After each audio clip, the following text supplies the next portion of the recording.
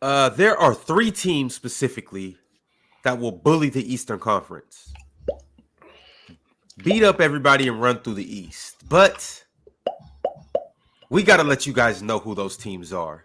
In between that, we are going to rank every single Eastern Conference team from last to worst. If you missed the Western Conference show yesterday, go check that out. It was a good episode. But now we got to do the Eastern Conference as well. I'm waiting for Jordan to pull up, and then we'll go ahead and get into that list. Before we do that, though, it's a couple injury concerns in the East, or players that just deal with injuries on a regular that we need to talk about. The first of which being Joel Embiid. Chill and Mars, I need to hear you guys' opinions on Joel saying he doesn't plan to play in back-to-back games for the rest of his career. He said, quote unquote, if I had to guess, I would probably never play in back-to-back games for the rest of my career. Which means what the end goal is here is to be healthy enough for the playoffs and see what happens in the playoffs. Because just because I'm playing, just because I go into the playoffs healthy doesn't mean I'm going to stay healthy in the playoffs. That's number one. Number two, I'm going to need some luck in the playoffs. Like being good isn't good enough. You're going to need some things to go your way. So they're doing everything that they can to get luck on their side. Now, with that being said, we're eliminating the other stuff because I know how you feel, Mars, about accolades. So what we're going to do is we're going to eliminate the other stuff because Joel Embiid at this point, we're in year 8. At the end of year 8, he's got 2,500 less rebounds than Olajuwon. He's got 1,500 less points than Shaq. He's played 160 less games than Shaq at the end of year 8. And then here we are going into year 9. He's going to miss 14 games this year because if he's not playing back-to-backs. Now, I want to double back a little bit really quickly. I initially thought this was some trolling because you know who Joel Embiid. Joel Embiid is a troll. So I thought this was a troll thing when I first heard this. But it does make sense. So he's going to play. That leaves 68 games. So Joel Embiid now, that leaves a 3-game window for him to play 65 games. I don't think he's going to do that. So if he's not going to play back-to-backs for the rest of his career, that means league MVP, gone. All-NBA, gone. All-league defense, gone. All of that stuff is out the window. With that being said, I think he's got 3 more years left at this level, if I'm being honest with you. Because I'm not sure that his body's going to hold up. At this level, I don't think his career's over. I just feel like at this level. And if in these next 3 years they win the NBA championship, do I have to talk about him like I talk about Shaq? Do I got to talk about him like I talk about Olajuwon? Because I'm not doing that. I'm not. Because winning the championship, that only checks one box. That's it. That only checks one box. There's other things you have to do to also be an all-time great. Just like winning an NBA championship is one of those things you have to do to be an all-time great. And we talk about you like that. But Joel Embiid, for this Philadelphia 76ers team, for him to play 55 games and go deep into the playoffs, that only checks one box. That's it for me.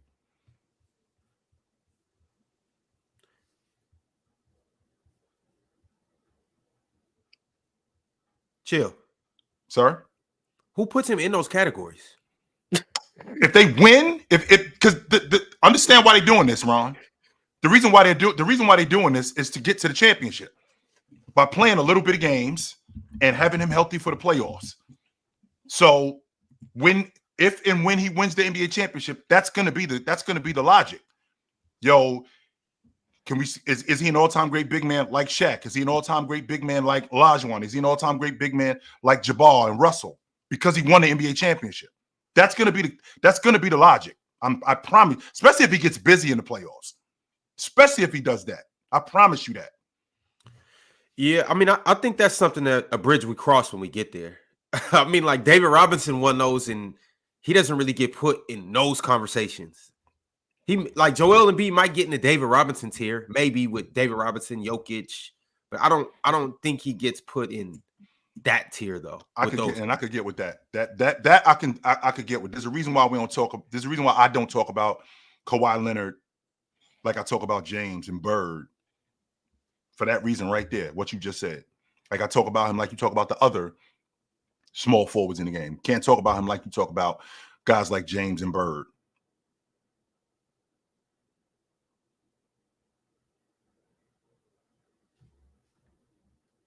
Oh, I guess I'll talk. I think it's about time. If I'm being honest, I think it's about time. Probably shouldn't have been playing back-to-backs ever, if we're being honest. I think when you look at Joel Embiid's injury history, I just think it makes sense. I don't care about how I'm gonna have to talk about him. Well, I don't care. Ideally, I just want him to be healthy in the postseason. So if that means he can't be in Shaq conversations because he's not going to play enough, then I mean, I think he'll survive not being in Shaq conversations. Okay. If he's able to have a healthy postseason run, I think he'll be all right. I mean, Embiid already said he thinks he's one of the best ever. I don't think he's seeking our approval for that. If we can't put him in those conversations because he doesn't play, but he has 2 championships because of this. I think he'll live with the results. I was looking at the schedule of the Sixers to see what games he would potentially miss. And he doesn't really start missing games until January, February, and March. They don't really have many back-to-backs before that. How many is it in total? 14. 14. That's it? It's not that many. I don't even think that's a no-brainer if you ask me. If it's only 14 games. Their first back-to-back is in mid-November. You got a Knicks game and then followed by the Cavs, both at home. Mm-hmm. I don't know which one he'll play, but if he's available at this point of the season, I don't know if he's going to play from day one. But if he is available, he'll play one of those games. Mm-hmm. The next one doesn't come until December 21st, where he has Charlotte and then the Cavs again on the second night of back-to-back. Mm-hmm. I'm confident he's going to play the Charlotte game. Pretty confident he'll play the Charlotte game and then not play against the Cavs. Would he instead of playing because the Cavs game, that's probably some playoff implications right there, considering they're a better team. Now I can appreciate your logic, Mods. We got a better shot in beating Charlotte than we do beating Cleveland. I can get with that. But I mean, could this be implications for later on if we lose to them again? It could, but he's going to play the Charlotte game, right? Even last year, it was the big thing. Oh, Joel Embiid, he comes out to play Washington, but then he won't play this team. Right? He's going to play the Charlotte game, and he's going to miss the Cavs game. That's just what he's going to do. Also, the Charlotte game's at home, and the Cavs game is on the road. So I'm certain he's going to play the Charlotte game. The next back-to-back comes January 1st and 2nd, where he's got the Kings on the road and then the Warriors. He'll probably play the Warriors and not play the Kings, if I had to guess. But that's a bus ride. That's a bus ride down the road, too. We don't like to plane and do anything like that. Then the next one is 14th and 15th of January, where it's OKC and then New York. Both games at home. I don't know who he's going to play, but he'll play one of those games. And then literally that weekend, he has another back-to-back versus the Pacers and the Bucks. If I had to assume, he would probably play the first game of the first back-to-back and then the second game of the second back-to-back to maximize rest. So he'd probably play OKC on Tuesday, miss the 2 games in between, and then play the Bucks on Sunday. That's what I'd assume he would do. And the other reason I assume he would do that is because their next game is in Denver. So we know what that means. He's going to get another game off. He's going to get another game off. Oh, my God. That means he's going to play the Tuesday against OKC, miss the back-to-back against New York, then miss the first game of the back-to-back against Indiana, play on Sunday against the Bucks, miss the Tuesday game against Denver, and then come back the next Friday against the Cavs. So he gets a lot of rest. He gets to miss his game in Denver, and he gets to play 2 games against Eastern Conference contenders.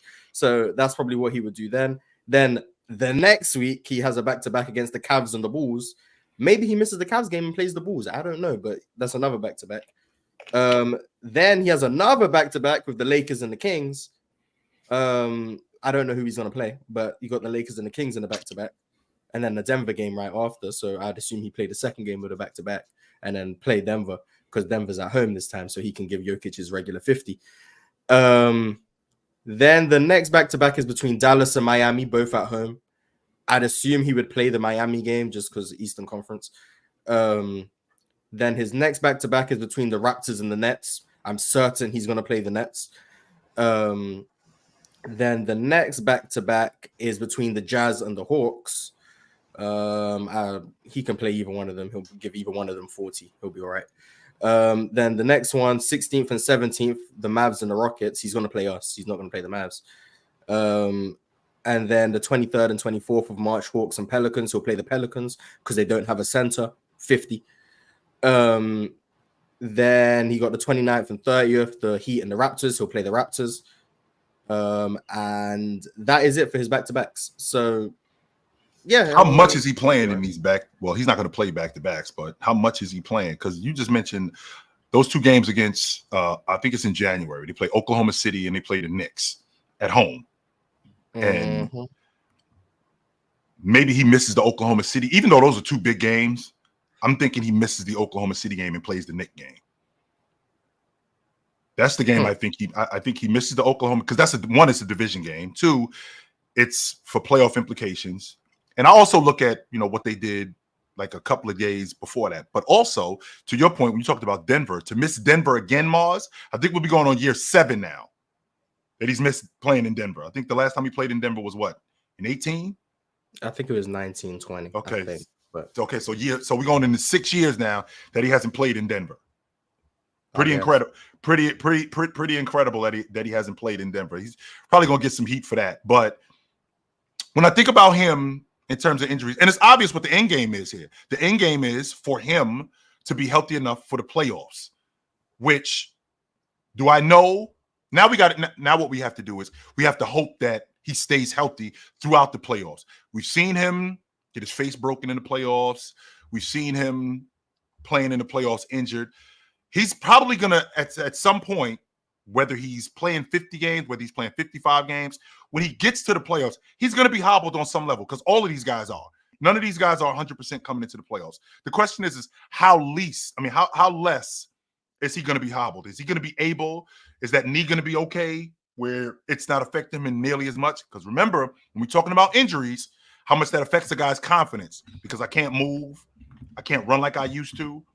I can't hop. That definitely affects a guy's confidence. So him coming into the playoffs in 2025, if Philly makes the playoffs, him coming into the playoffs, if he is able to be out, let's say 90%, how much more effective is he going to be? Because I think we're in the same, to be honest with you, I think we're in the same space that I'm out on Philly. I think we're in the same space that the Clippers was in, because you saw what happened to Paul George yesterday.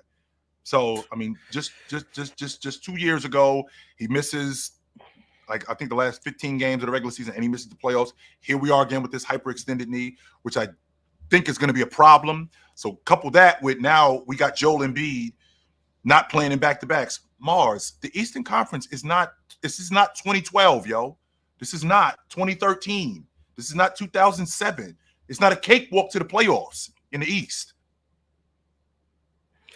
I mean, yeah, there's a strong possibility they're going to be in and around the play-in. There's a strong possibility of that, considering Paul George just went down yesterday. I'm assuming he's going to miss the start of the season. You never know how serious the hyperextension is. Like, hyperextension isn't it doesn't tell you anything other than what actually happened to his knee, but you don't know what damage was done because of the hyperextension. So we're gonna have to wait and see. But it's probable he's gonna miss the start of the season, solely because precautionary. He's 34, and it didn't look great, if I'm being honest. So there's gonna be maybe Embiid's there because they start a week from now, I think. Embiid's there. Next Tuesday. But it's probable, and I think their first game is against the Bucks. So it's a big game, and unfortunately, the Sixers might be missing 2 of their big 3. But yeah, it's possible they're going to start the season slow. They might start like 3-8 just because of what they have available to them. But it would take a disaster, in my opinion, for Philly to not be in the play-in. But as we know, the play-in is single elimination. Even if they're fully healthy, there's a chance they just don't have it that night and lose. So there is a possibility. Yeah, they are playing. They are playing with fire. But I'm sure Philly's of the belief, similar to Miami these past few years, of if we can just get to the playoffs, we like our chances, especially if they can get to the playoffs healthy. If that means they have to go through the play-in to do so, or they're the 6th seed or they're the 1 seed, I think they like their chances. They just got to try and get over the line fully healthy. So that's the goal. Wherever they're seeded, I think they'll live with the results. Whether that means they play the Bucks round 1 or the Celtics or whoever. I think they're just trying to get there. If I'm being honest. How many games do you think Joel Embiid plays this season, in your estimation? 50, 55. I'm thinking 50. I'm thinking between 55 and 60. Because I don't think he's if he's honest about not playing any of these back-to-backs, which is realistic. If he's honest about that, then that means that of those 68 games, we got to be really careful on how we handle him, right? The thing I'm thinking about though is how him coming into the playoffs is going to affect him if he's been in and out of the lineup. Because again, I got to develop a chemistry with Maxey. Even though I've played with him for a couple of years, I still have to develop a chemistry. In practice, it's one thing, as opposed to in the games where, I'm playing night in and night out. That's why teams like the Celtics, teams like the Lakers, when they had Kobe and Shaq, teams like that, they developed that chemistry where I was on the floor with this guy more times than I wasn't. And a guy like Joel Embiid, who has been in and out of the lineup, it's going to be difficult to develop a consistent chemistry with him. And, to watch Maxey last night, and I ain't going to lie to you, Mars, Dyson Daniels had him boxed up. He had him boxed up last night. That's what Dyson do. I'm trying to tell people. Yes, he had Maxey boxed up last night. So with the shot creation of Maxey, which because he had him boxed up last night, I'm going to need a guy like Joel Embiid to be more consistent. And now we get to we got to get to the playoffs to have that consistency. But I'm not going to have that. That's not going to happen if I'm in and out of the lineup. And like you just mentioned, the Eastern Conference is a nightmare. I think it's going to be really tough to get. I think it's going to be really tough in the East, especially those first 5-6 teams. Now, sure, the 7 to 8, it gets less rocky in that area. But those 5-6 teams, that's going to be really difficult. Really difficult. Is it ridiculous to think that the Sixers can't make the playoffs? Something catastrophic has to happen. Like George has to miss the majority of the season. And if you have George missing the majority of the season, plus Joel Embiid not playing back-to-backs, even though I think he's good enough to get them to the playoffs, but I feel like something catastrophic has to happen in order for them not to make the playoffs. Yeah, I think they'll be all right. But there's always the risk. But Niger Americano said, clarification. He said, Joel said he would probably play the back-to-back if it's two good teams like Milwaukee and Boston. It's going to be a case-by-case basis. Fair enough. Yeah, Fair enough.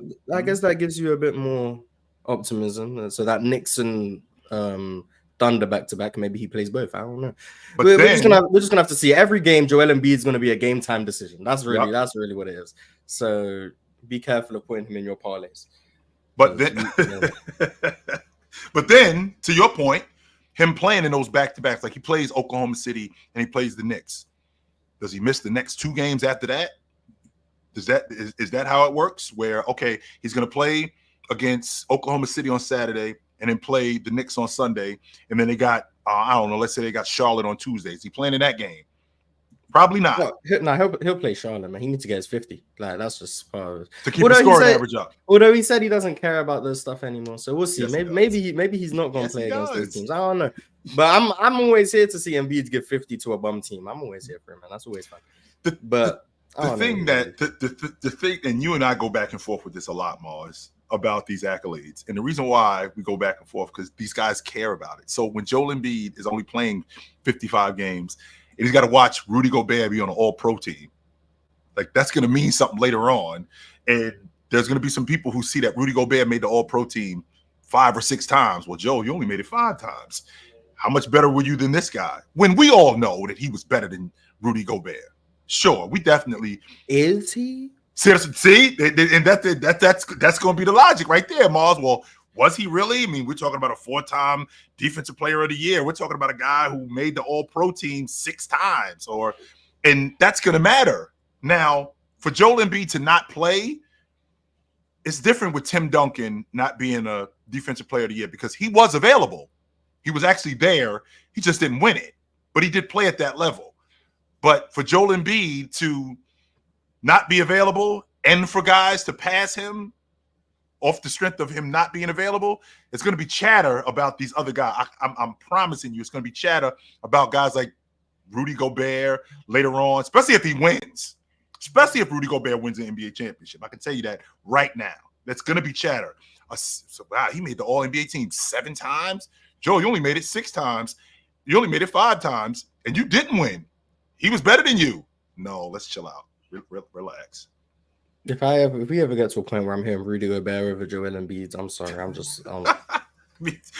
I can't handle it either, Mars. Yeah, I'm just not gonna deal with that. So I'm just gonna ignore that. I'm gonna be honest. I'm just not gonna entertain that. But we did allude to it. Paul George hyperextended his knee. Mhm. I don't think. I mean, hopefully it's not too serious. I don't. Anytime someone's injured, I just hope like they recover as quick as possible. If I'm being honest, we want these guys on the court, but it didn't look great. I'm gonna be honest. It didn't look great. And I don't think he Giannis where he can just recover in 2 days and start giving teams 50. So I think it's very possible that it's just going to be Maxey for like the first week of the regular season, unless Embiid is ready to go and they're just keeping him out of preseason, which is always possible. With Embiid, you never know what's going on. If he's out there, it's just, oh yeah, he's out there. And if he's not, it's like, right. Oh, I guess he's not out there tonight. You never know what's going on with Embiid. So I hope he's able to play from day one, but there's always the possibility. But I highly doubt Paul George will be there from game one. So, well, Mars, what's the prognosis on Joel Embiid? I mean, the last time we seen him play was in the Olympics. That was 2 months ago. So we haven't seen him since then. And he had that big brace on his leg. He had a huge brace on his leg. He wasn't even meant to be there for a bit. But he came into camp. He was 20 pounds lighter. What was it 20, 25 pounds? 25 pounds lighter. So I haven't heard anything about him being hurt, right? So he's in better shape. He's 25 pounds lighter. The season opens up. Have you seen him at all in the preseason? Because I haven't. He didn't make their trip. I can't remember whether he didn't make that trip. So when they weren't at Philly, he wasn't with them. So yeah, I think he's doing individual. From what I've heard, I think he's doing individual work with the Sixers, and they're just evaluating him. So they're just being as cautious as possible. Is what it seems like. That's all I seem to think. They're just being as cautious as possible. Everyone in Philly seems to have the same goal in mind. Yep.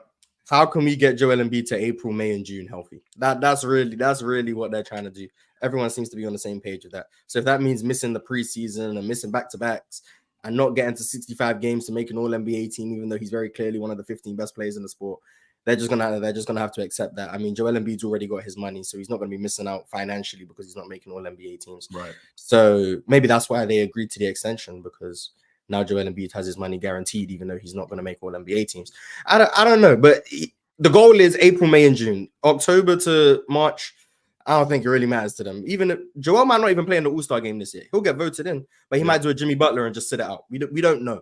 Like that's how cautious they might be going with Joel. So I do have a question for you though, Mars, because we're doing this, right? We're doing this exactly for what you said. We're doing this because we're trying to preserve him for April, May, and June. That's what we're doing this. Yes. He breaks down again in the playoffs. Like, how do we move forward with this? I'm already out, and before you answer that, Mars, I'm already out on Philly. The same way I feel about the Clippers, that's how I feel about Philadelphia. I think Joel Embiid is good enough in terms of a talent. Everything that you mentioned in terms of a talent, money mid-range game, great on the glass, one of the best scorers in the game, dominant in the post, can get to the stripe. I think he shoots almost 90% from the stripe. One of the better foul baiters in the game, which is a skill, by the way. I do care about that kind of stuff. With all of that being said, I think he's good enough to get his team to the NBA championship and win it from a skill point. I just think he's made of glass, Mars. So if he breaks down again in the playoffs and this affects us moving forward, I'm out. I think it's time to move on from Joel Embiid. Yeah, man. Philly in 2020, 2026. We have a bandit backstage, so I'm just gonna hello. Yeah. Welcome to the show. Nice to see you. I don't know what's going on, but I don't either. Nice. I have no idea what's going on. Nice. I'm gonna just say nice. I have no answers for this. I don't know what Swapper got going on, but nice. I don't even know if that's Swapper. Don't ask me no questions. I want to talk to my lawyer. Oh, nice. I'm gonna say that's Swapper. I'm confident. And then we got a regular person backstage. Hello, Joel. Who the hell is that? I don't know. We don't know. We're not allowed to say. But welcome to the show. Before I read some super chats, Jordan, do you have any thoughts on Philly and the injuries they got going on? And yes, I do. This is a telling sign of what the hell we've been talking about. Can Philadelphia stay healthy? And boom, what do you know? They're not healthy starting the season. And then Joel Embiid saying he'll never, ever, ever, ever play back-to-back in his career? Why? That's my question. Why? Who the hell you think you are? He Joel Embiid. Mm-hmm. A non-champion, a non-champion. He's not Kawhi. It's not like when he do play, we know he's gonna win. He's not Kawhi. He Joel. That's what he is. That's trash. League MVP. Trash. Remember what we're doing here. That's the best center in the league. That's Joel Embiid. Like, that's trash. Let's put some respect on Joel. You heard Andre Drummond when the best center in the league called me to join him. I was like, I had to. So there you go. Exactly. We know who Joel Embiid is. Well, we know the respect. Jokic's gonna play all games. He's gonna play back to back, so he ain't the best center in the league. It's Jokic. Okay. My question is why are they doing this? Jordan, do you understand why they're doing this though? Because they say they want to be healthy for the playoffs. Yes. But you know what's so crazy is, what a lot of people don't realize is these players don't really practice, and then they don't play games, and then they wonder why they always hurt. Like in basketball, especially when you're playing a long season, like I remember in high school basketball, you got 41, like we played, I think 41 games in high school. If you miss 1 or 2 days of practice, you was out of shape for sure.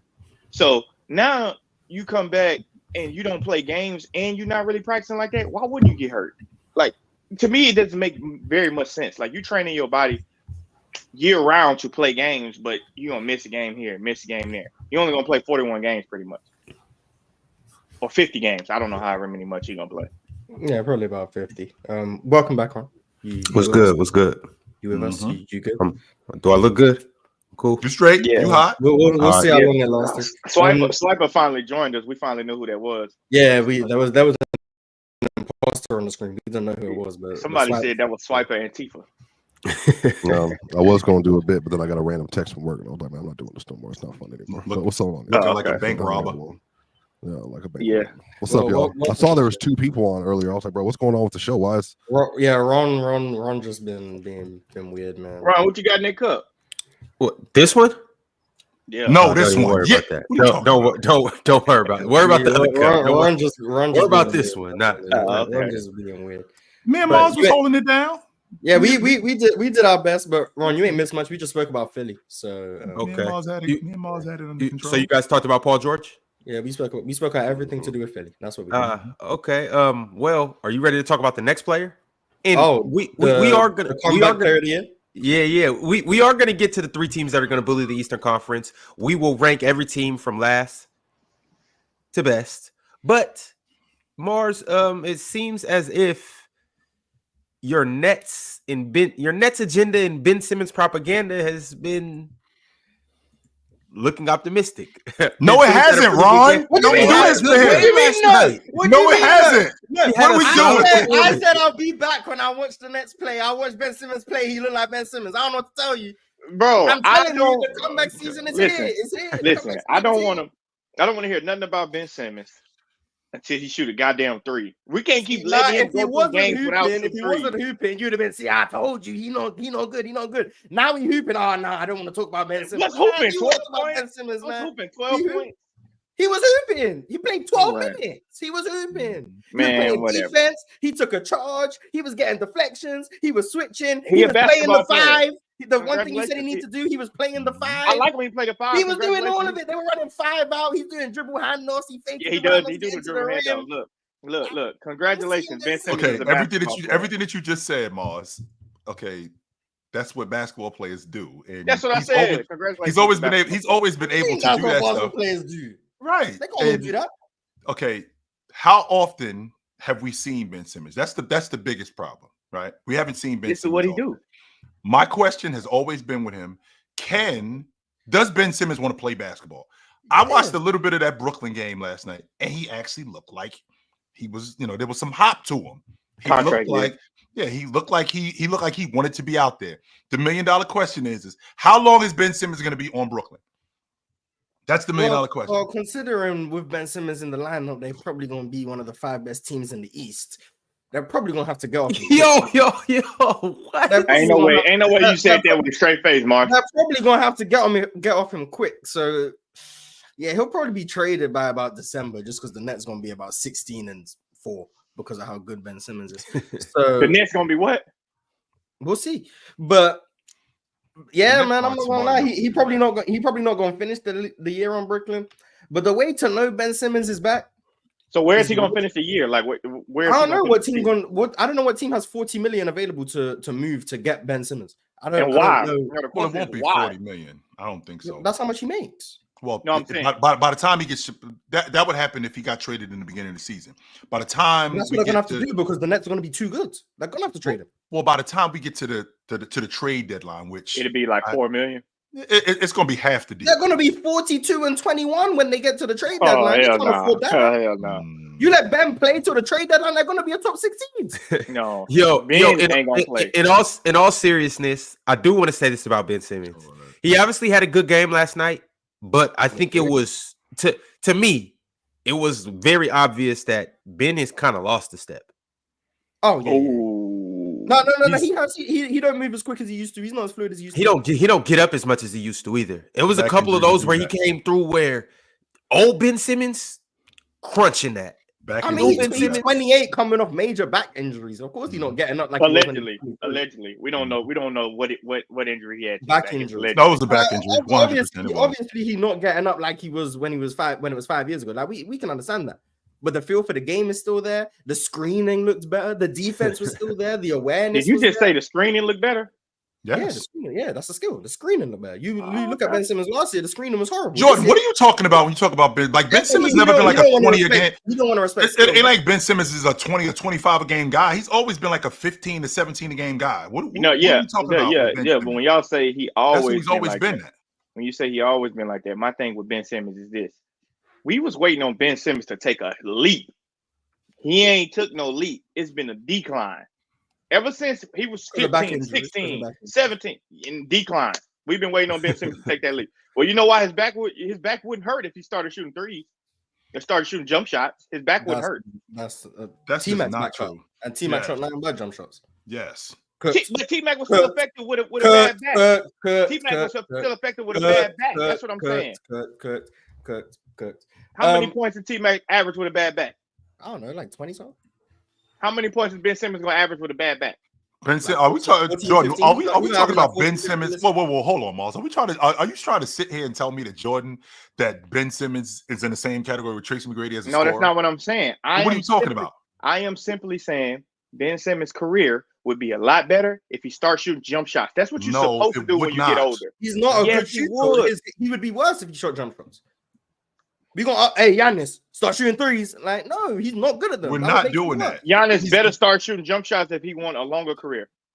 He's been in the league 10 years. Yeah, All right, he so- want to play okay. a little bit longer, right? He better start. So shooting jump shots. with Ben Simmons, if he started shooting jump shots, which he's not good at anyway, right? So if he started We shooting don't jump know shots, if he's not good at. We haven't seen. yes, him we do. shoot We've it. seen him shoot jump shots. He's not We good seen at him it. shoot. We seen him shoot it in private workouts, and he makes. No, we've Get seen in him the shoot him in game. games. We've seen him shoot it in games. He's Chill, not a you good know- shooter. Chill, you know Ben Simmons only shot like 43s for his career. And why is that? There's more to jump shots than just threes. He also misses Okay, but we talking about 43s for his career. He's Let's played, talk what, about 8 him years? playing in the middle. Let's talk about him playing in the mid post. Let's talk about him playing in the mid range. We got guys who cover him. They stand in the paint because he won't shoot the basketball, and not because and not because because he they're- won't shoot it. What do you mean? right, and because he can't. We don't If he- know if he can if he never shoot it. If he could, then he would. He Man, doesn't it's shoot not it like because he can't shoot. No, he Jordan, don't shoot it. Jordan, have you ever seen Ben Simmons take a jump shot in the game? Yeah, I have. Which means he can do it. Right. I've seen He's him done make it more than how once. many- Done it more how than many twice. of them you He's seen not him very make? good at it. I've many seen of him them make you it seen too. When he first got to the NBA, he would do a one dribble pull up, 2 dribble pull up. You He would talking do about when he all of played in that. summer league and he made like 3 No. jumpers? I did a whole video on Ben Simmons. I did a whole video on Ben Simmons shooting jump shots. Ben Simmons had a jump shot. He had the mid range. He just don't take it. That doesn't go away. If I got a mid range jump shot, it doesn't go away. Just so you know. Now, even if my athleticism wanes, DeMar DeRozan ain't the same player that he was 5 years ago. He's still living in the mid range. Still, Right. That's my point that I'm making. When Ben Simmons' athleticism goes away, he's going to be what? A bum? Jordan, why is No, he gonna be a power forward. That's what he gonna be.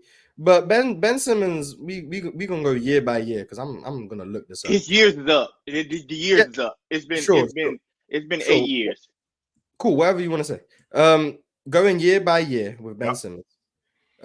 His first year in the NBA, so 2017-18, because he missed his actual rookie with the year. broken foot. Sure, he shot 35% on 2-point jumpers. 35%. He shot 192 of them. So if we like shooting 35%, 192 attempts. Shooting, but you gotta keep shooting. He also shot 11 threes that year. He was 0 for 11. That's not a lot. People go 0 for 11 in a game. That's not a lot. That's not enough. Yeah, he can't shoot. That's not a good sample size. The sole point I'm making is he doesn't make them. The next year, that's not a good sample size for you to say he don't make them. Well, he couldn't make them in college. He didn't shoot much in high school. His whole basketball career, he hasn't been a shooter. He comes into the NBA shooting 35% from mid-range. We can ignore the threes. Strictly just mid-range jumpers. He shot 35% day one. The next year, he shoots 23% on mid-range jumpers. Was 0 for 8 from 3. A lot of his threes are heaves, by the way. So these 8 threes. Yeah, they have court. They have court. Yeah, so he's not actually shooting 11 threes and 8 threes. He's probably taking about 2 threes. One. Yeah, so the next year, 23% mid-range jumpers. That's 2019. That's the Jimmy Butler year. The 2020 season, he shot 20% on mid-range jumpers. Then we get to 2021. This is the infamous pass up the open layup year.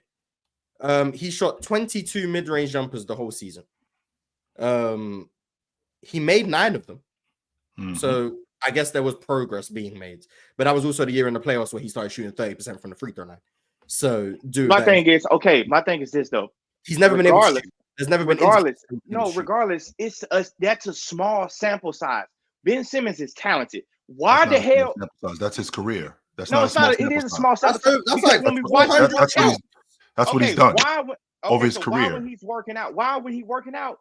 Why is he shooting jump shots then? Why is Andre Drummond shooting jump shots? Why is Steven Adams shooting jump shots? I don't see. Steven Adams did that 1 year. He started shooting corner threes, and he started actually shooting them corner threes. Ben Simmons work on his jump shot. He doing step backs. He doing all of this stuff. When is he gonna do it? Why is he doing it? He's not gonna do it. He's not gonna shoot. He's not gonna shoot. If you're still waiting, Steven Adams, the most threes he's ever shot in the season is 3. So Ben Simmons is a bum then. 3 of them. Why? Because why are you working on step back jump shots? Why are you working on step back jump shots? Why are you working on catch and shoot? And you never gonna take a jump shot like that? That's a bum. That's what you call that, a bum. But he has taken those shots in game. He just doesn't do it. Steven Adams has shot 15 threes in his career, and 11 of them were heaves. So that's Steven Adams working on his 3. He never shot him. So guys Steven Adams. I started seeing him. He shot 4 non-heaves in his career. 4. Who are you talking about? Steven Adams? Yes, 4. Okay, but I'm talking about Steven Adams. Of the 15. Out of 15 shots. First of all, number one, Steven Adams and Ben Simmons, 2 different guys. That's number one. Ben Simmons works out with Chris Brinkley where he's shooting step back threes, in and out, jump shot. When is he gonna do that? He's not gonna do it. So why is he working on it? He wants to have fun. I don't know. Okay. That's my point. I think we're arguing something different here. You react to a snippet of 2-minute compilation of Ben Simmons shooting, and you act like that's all he's doing in his workouts. He's probably also doing other things. Have you ever? We only see what we get shown. That's the thing about this NBA. We only see what we get shown. What they choose to show us is the only thing we see, and then we assume that's the whole picture. We don't know what Ben Simmons is working on in the gym outside of how many of him shooting. Maybe he's doing 15 minutes of shooting, and then everything else is things he's actually going to do in a game. But then you only see the footage of him shooting. It's like, so he's working on this. He's never going to do it in a game. He's not doing anything else. You don't know what he's doing. First of all, I've been to a lot of workouts. How many Ben Simmons workouts you been to? I've seen Ben Simmons twice. I went to Ben Simmons twice in a workout and open gym, and he was shooting threes. Yes, he was shooting threes. All he did was shoot. First of all, let me get this clear because I don't like doing this, but I'm gonna do it. Ben Simmons is lazy. That's number one. Ben Simmons is lazy as hell. He don't really work on his game like that. That's number one. He doesn't really work on his game like that. He don't really like when people ask, do he like basketball? It's probably cap. He don't really work on his game like that. Number two, I've been to open gyms and him working out. He's shooting these shots. He only in the gym for probably 45 minutes. You don't see Ben Simmons in the gym for 3 hours. That's a small sample size of what he's doing then, because he's doing other stuff while he's in the gym.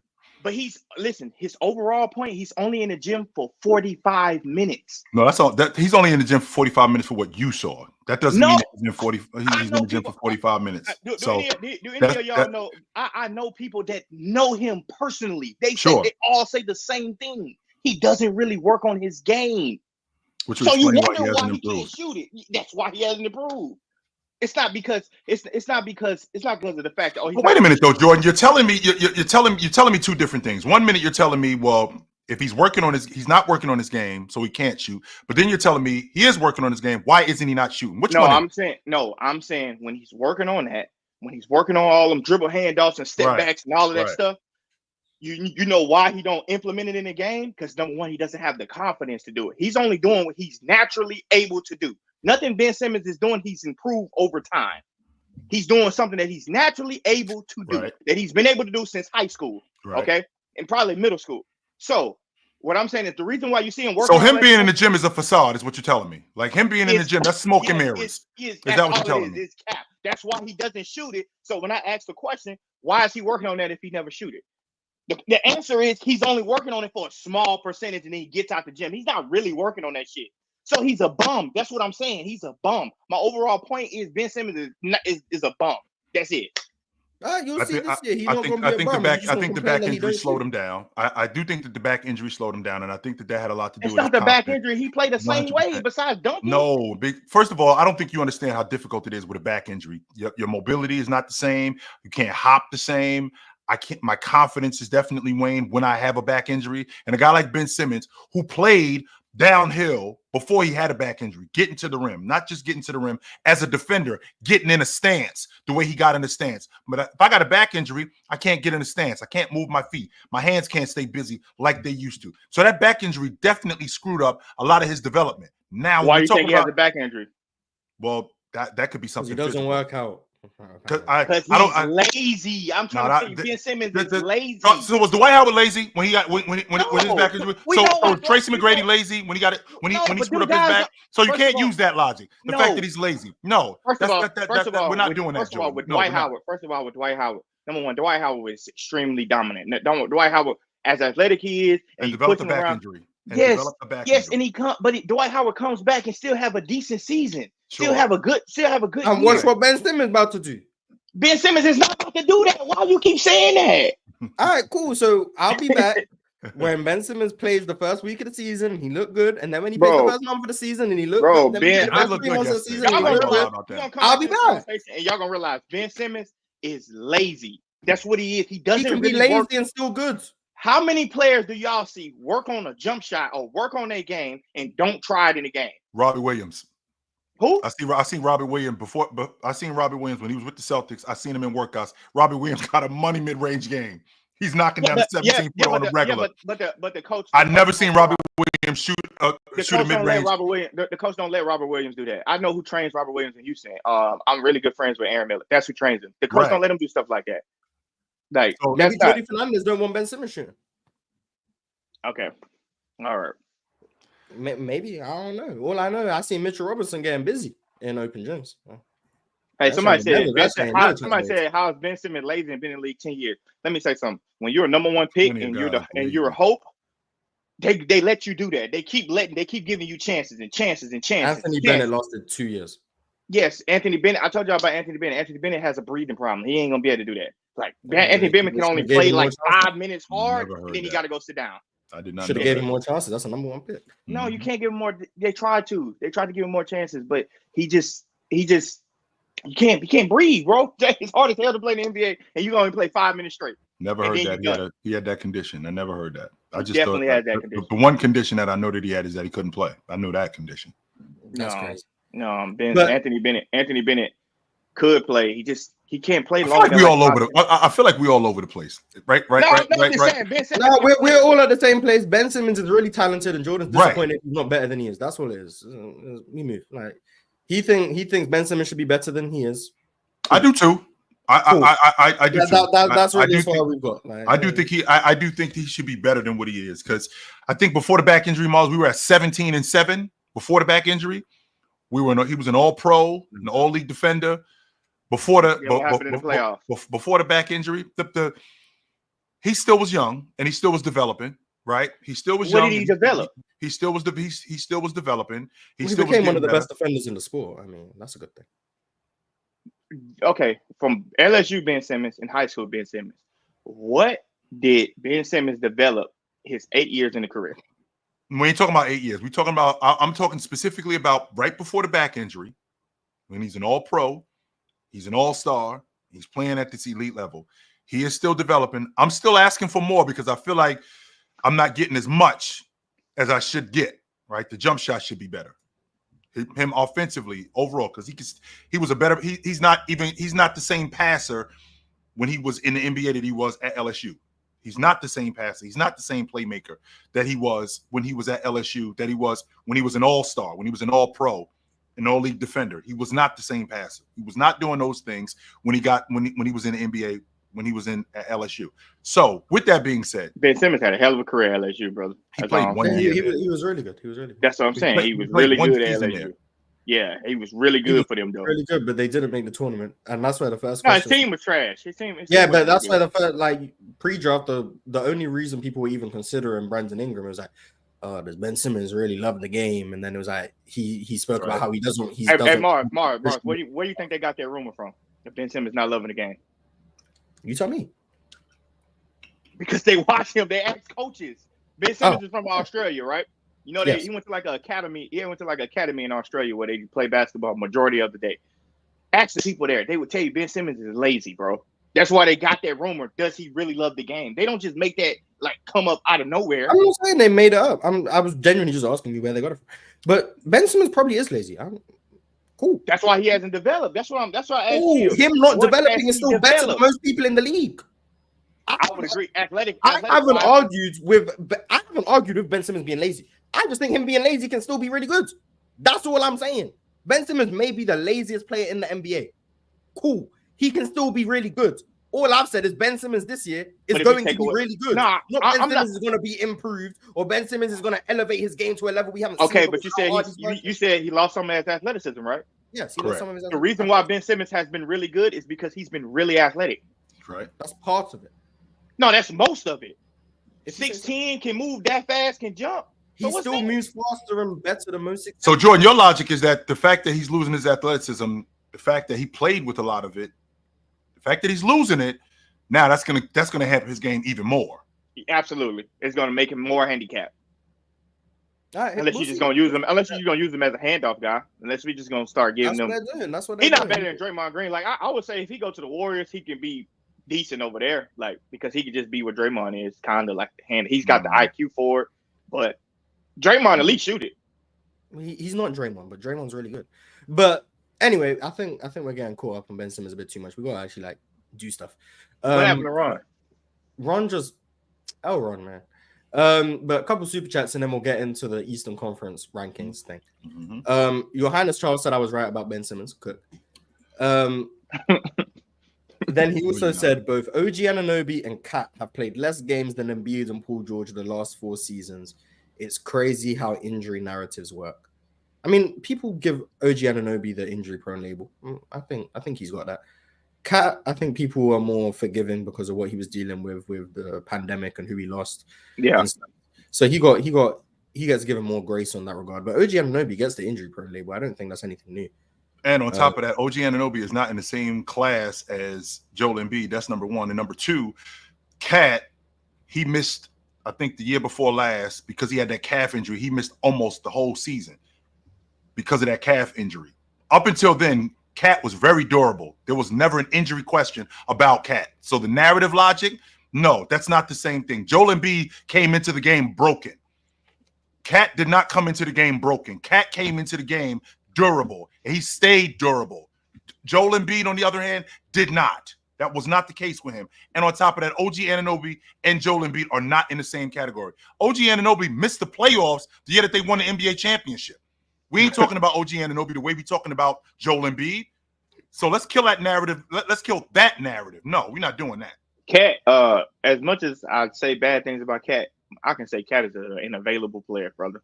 Besides all of the stuff he went through with the pandemic and all that stuff, he's an available player. You can pretty much count on Cat. I don't have no issues about if Cat stay healthy during the season. Me neither. Yeah, that's not an issue for me at all.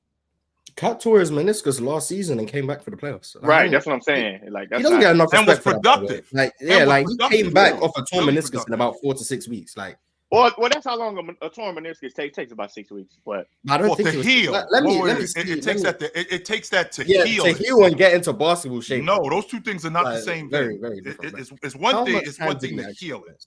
I mean, it just depends on your body because, my best friend. He got hurt on March 7th and came back April 12th. So he missed about 5 weeks. And was Yeah, back playing. it's on it April. depends, but also it depends on how you tear it too. Like it all depends on how you tear. Yeah, your meniscus. there's Because different that grades. could be a and seam-to-end severity, injury, for sure. or it could be like a 5-week injury. But I'm not. Yeah, But there's that's still different pretty good severities, though. but If you like come back. you still get praise for coming Yeah, back from 100%. No, 100%. That's really good. I don't have that. Like for y'all to say that about he in the same category as Paul George and them and Embiid. No, that's not. Don't do that. Yeah, I mean, We have that about Paul George since he got to the Clippers for sure. Like, is he gonna play? Is he gonna play? He took the Kawhi syndrome, I guess. I don't know. we don't know about Kawhi either, but this person said Ron is load managing already. I mean, he on his Joel Embiid. That's what he on. Just taking a day off. It was a back-to-back. He wasn't feeling it. So shout out to Ron. Piccolo said, I saw an aggressive Ben Simmons last night. Maybe he will be back, like you said, Mars. Yeah, he will be, but guys want to stay asleep. It's cool. I mean, I'm not gonna bother waking you up when Ben Simmons hooping. You guys can just stay asleep. Oh man, Mars. I'm not gonna wake you up. You can stay asleep. I'm gonna just be there. Okay, but all I'm saying is have the same energy when he not hooping.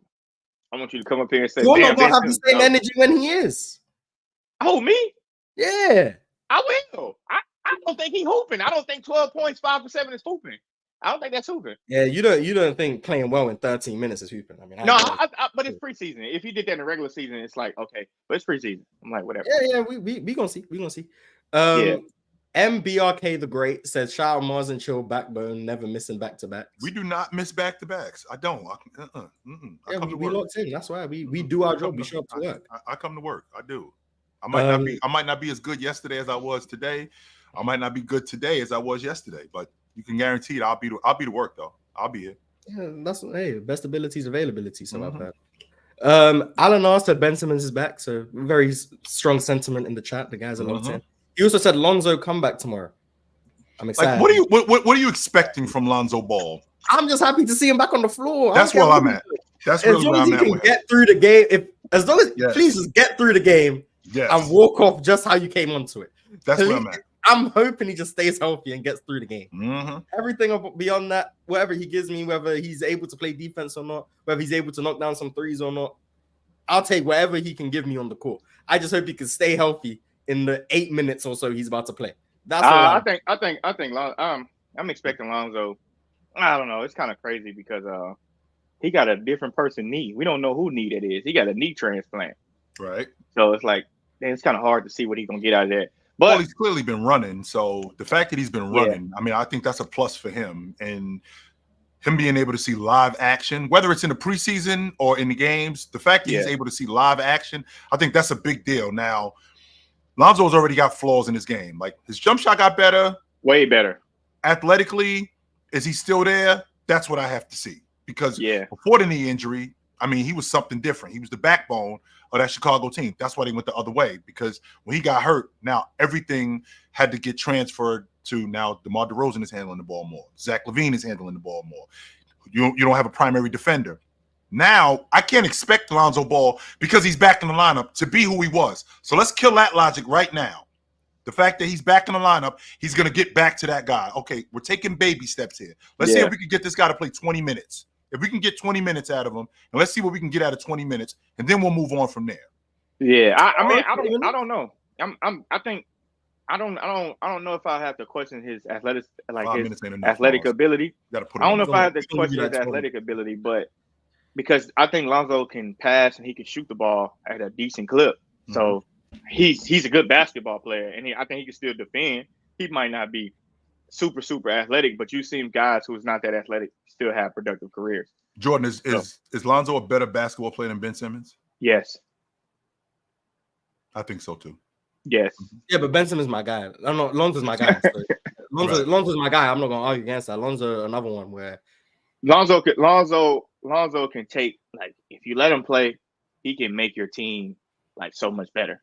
Like he can make your team like what he did at UCLA, what he did in high school. Obviously, he hadn't had the chance to do it in the NBA, but with the Bulls, they was pretty good when he was on the floor. So he can be that guy that can push your team to that next level. I'm sorry, Jordan. I got thrown off the track. I feel like I gotta go get my 9 and a ski mask when I see Swiper. I just feel like I do.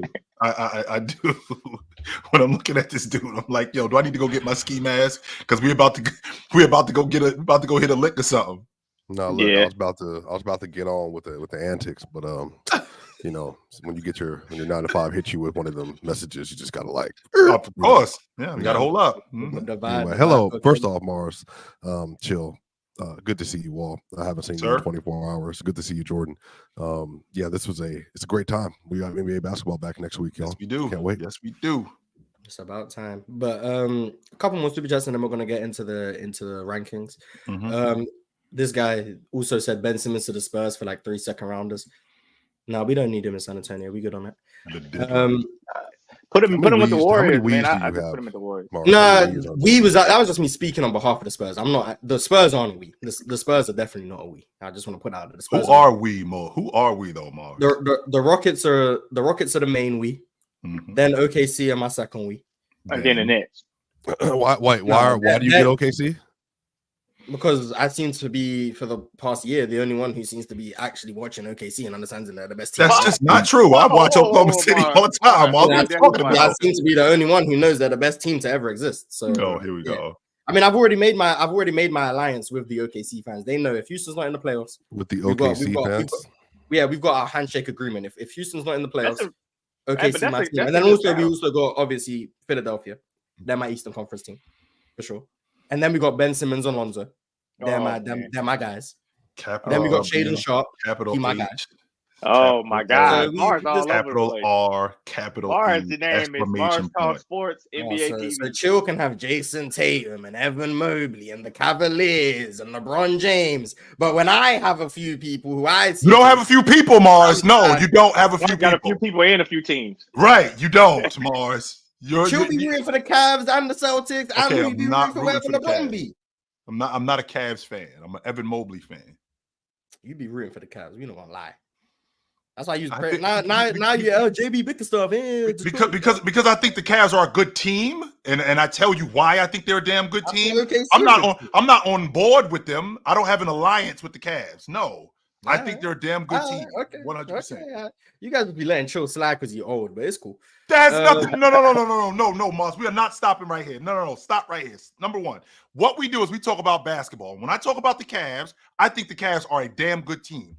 Here's why I think they're a good team. This is why I think they're a good team. I have no allegiance to the Cavs. Meanwhile, you, on the other hand, have a handshake agreement with the Oklahoma City Thunder fan base that if the Houston Rockets are not in the NBA Finals or in the West Finals, you are with the Oklahoma. You are with Oklahoma City. I haven't done any of that. Boston have taken you in as one of their own.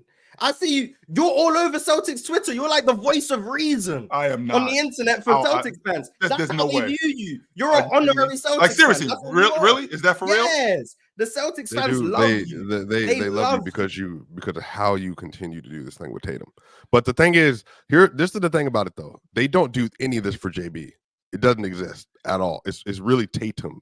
If you do it too much for JD, then you're doing it against Tatum. So like you have to keep JB within like a tier below, and then but you can't go. I can talk about Jaylen Brown. I just can't talk about him like I talk about Jason. Not too much. Not too much. Because then it becomes like, oh, now you're saying he's on the same level as Tatum. So, but you can talk about Derek White as much as you want. Derek White, the best player on that team for him. But Desama said privileged Paul George over Embiid's availability matters. Privileged Paul, I don't know what that means, but okay. Yeah, who is privileged Paul George? Me neither.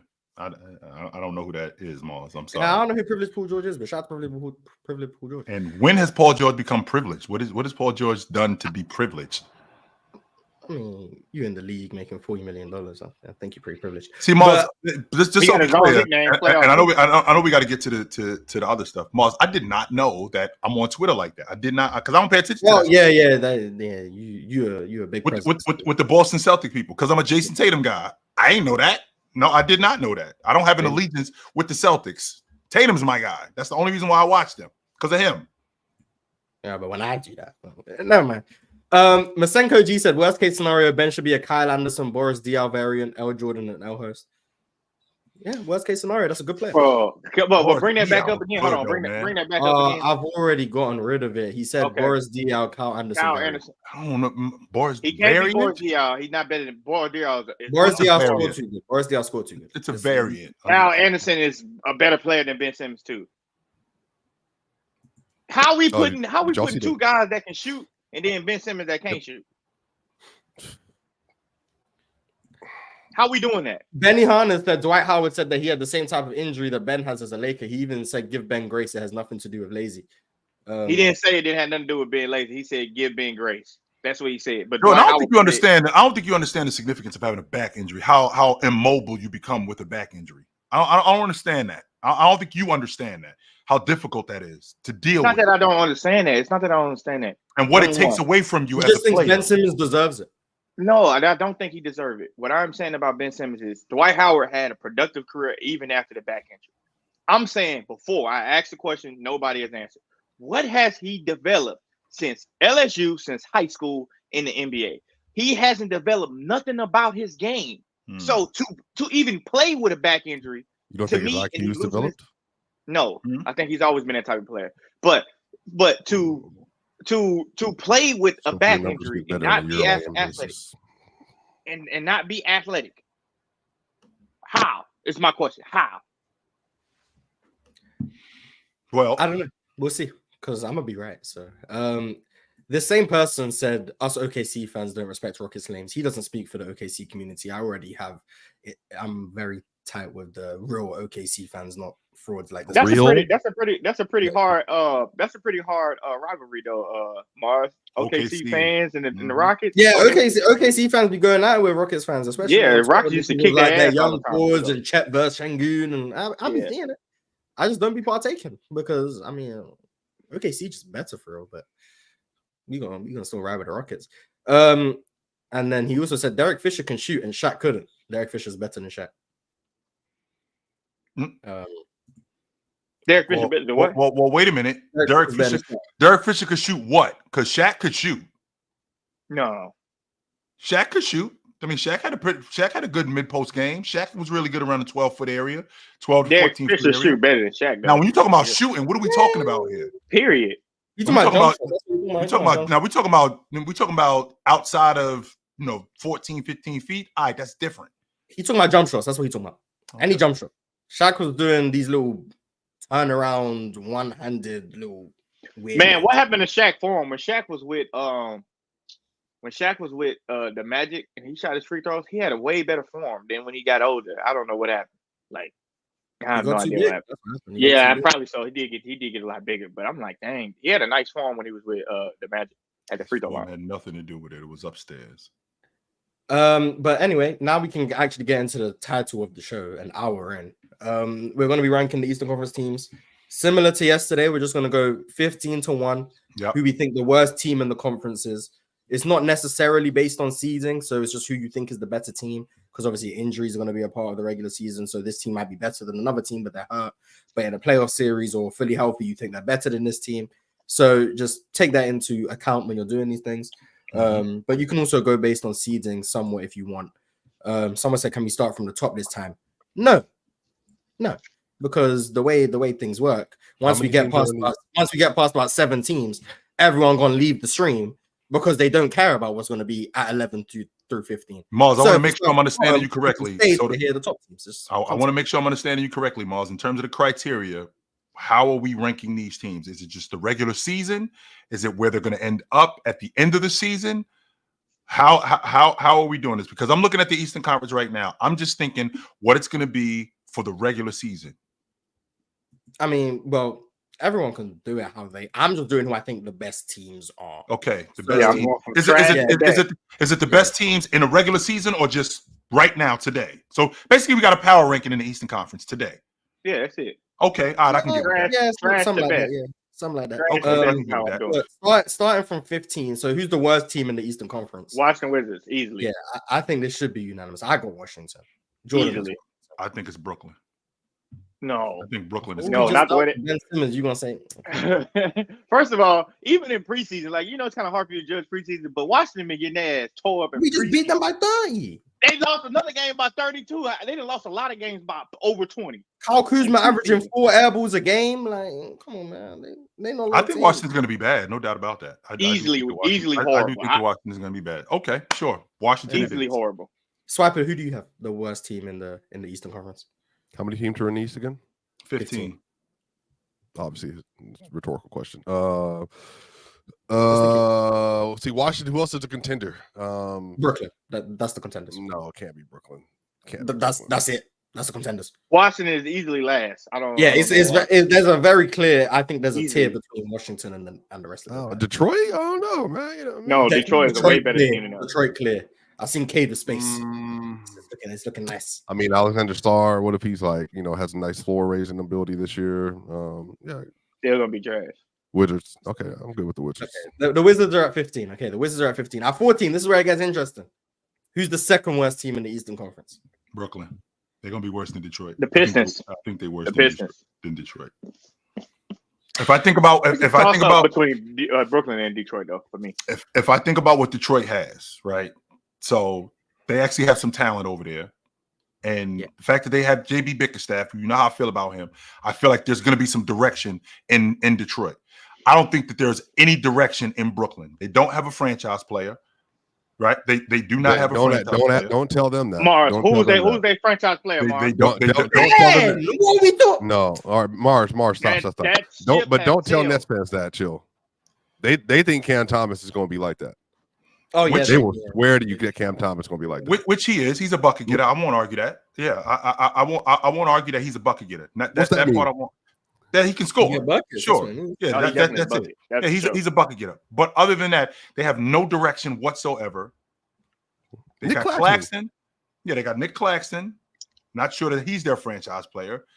What are they building there in Brooklyn? And on top of all of that, they got a first-year coach who actually I don't know much about him, but there doesn't seem to be much direction in Brooklyn. I think Brooklyn is at the bottom of the Eastern Conference, right next to Washington. I wouldn't be surprised if they surpassed Washington as the worst team in the East. I think it's Brooklyn as the second worst team, if not the worst team in the Schroeder, East. Cam Thomas, Cam Johnson, Dorian Finney, Nick Claxton, my bro. Most of That's those players pretty aren't bad. making it through the season. That's pretty bad, bro. Nicholas Swiper, that's a whack 5, yo. That's pretty bad. Swiper, that's a whack 5 right there. But you know what? Claxton might be traded. Nick But Claxton you know might be what? traded. I'm willing to bet that they're in a dogfight with Denver in March. You want to bet? How much you want to bet, Chill? We can get a Oh, double yeah. Overtime game? Can we get a double overtime game in Brooklyn? Can we get a double overtime game with Joker on the floor with like 42, 15, and like 9 in a double overtime game? It's a 132. Yeah. With Yeah, Schroeder and Ben Simmons. Ben Right, Simmons got right. like 26, 12, and 7, and then double overtime. What the hell are y'all? Meanwhile, I Brooklyn will at that say, point I do got like 13 Day'Ron wins. Sharp. Fuck at it. I do like Day'Ron Sharp, though. I Man. hope they get rid of him. Then I he just can go from cannot Lincoln Park. believe how y'all talk about Ben right now. Day'Ron Sharp next to AD with the We're Lakers. saying they're the 14th best team in the East. Like, how much better you want us to speak on? No, that? but Swiper just named off a hell of a game for Ben Simmons. What you said, 26, 14, and what? I didn't say said that. 20. Wait. Did I not? Hold on. Why is that ridiculous? What's the kid's name that plays for the Pistons? You gonna Star? say Malachi Flynn No, again? name starts with an H. He went for Amadou? 50. Hamadou Diallo? No. No, the guy who had 50. I mean, on the Pistons, 50 they on the only had- Pistons. They only had Malachi Flynn last. That's year, what I'm talking. Malachi. Didn't he go for 50? Yeah, but that Yeah, was with he- Toronto, I thought. No, it wasn't with Toronto. Who was that with? No, it was with. It was with Pistons. Toronto. It was I with the thought Pistons. did it with So is it Toronto? ridiculous for me to think that Pretty sure in he did it with March? Pistons. Let me look. Is it ridiculous for me to think that in March in a double overtime game in a dogfight with the Denver Nuggets, right? In a dogfight Denver Nuggets game that Ben Simmons could go 26, 13, and like 8 rebounds. The Yes. MVP swinging Yes, game. that- Yep. Yeah, That that's is not ridiculous. ridiculous. If And he's Malachi gonna do it Flynn, without shooting a three. He's gonna yeah, do it without Yes, shooting. it is. Malachi That's Flynn, ridiculous. I said H. I meant M. If Malachi Flynn can go for 50, Ben Simmons could go for 26 and 12 and 8. He could do that. I think on a Malachi Flynn Tuesday. from Seattle, so Ron. Ben Simmons gonna play in a double Malachi overtime been game? like that. Huh?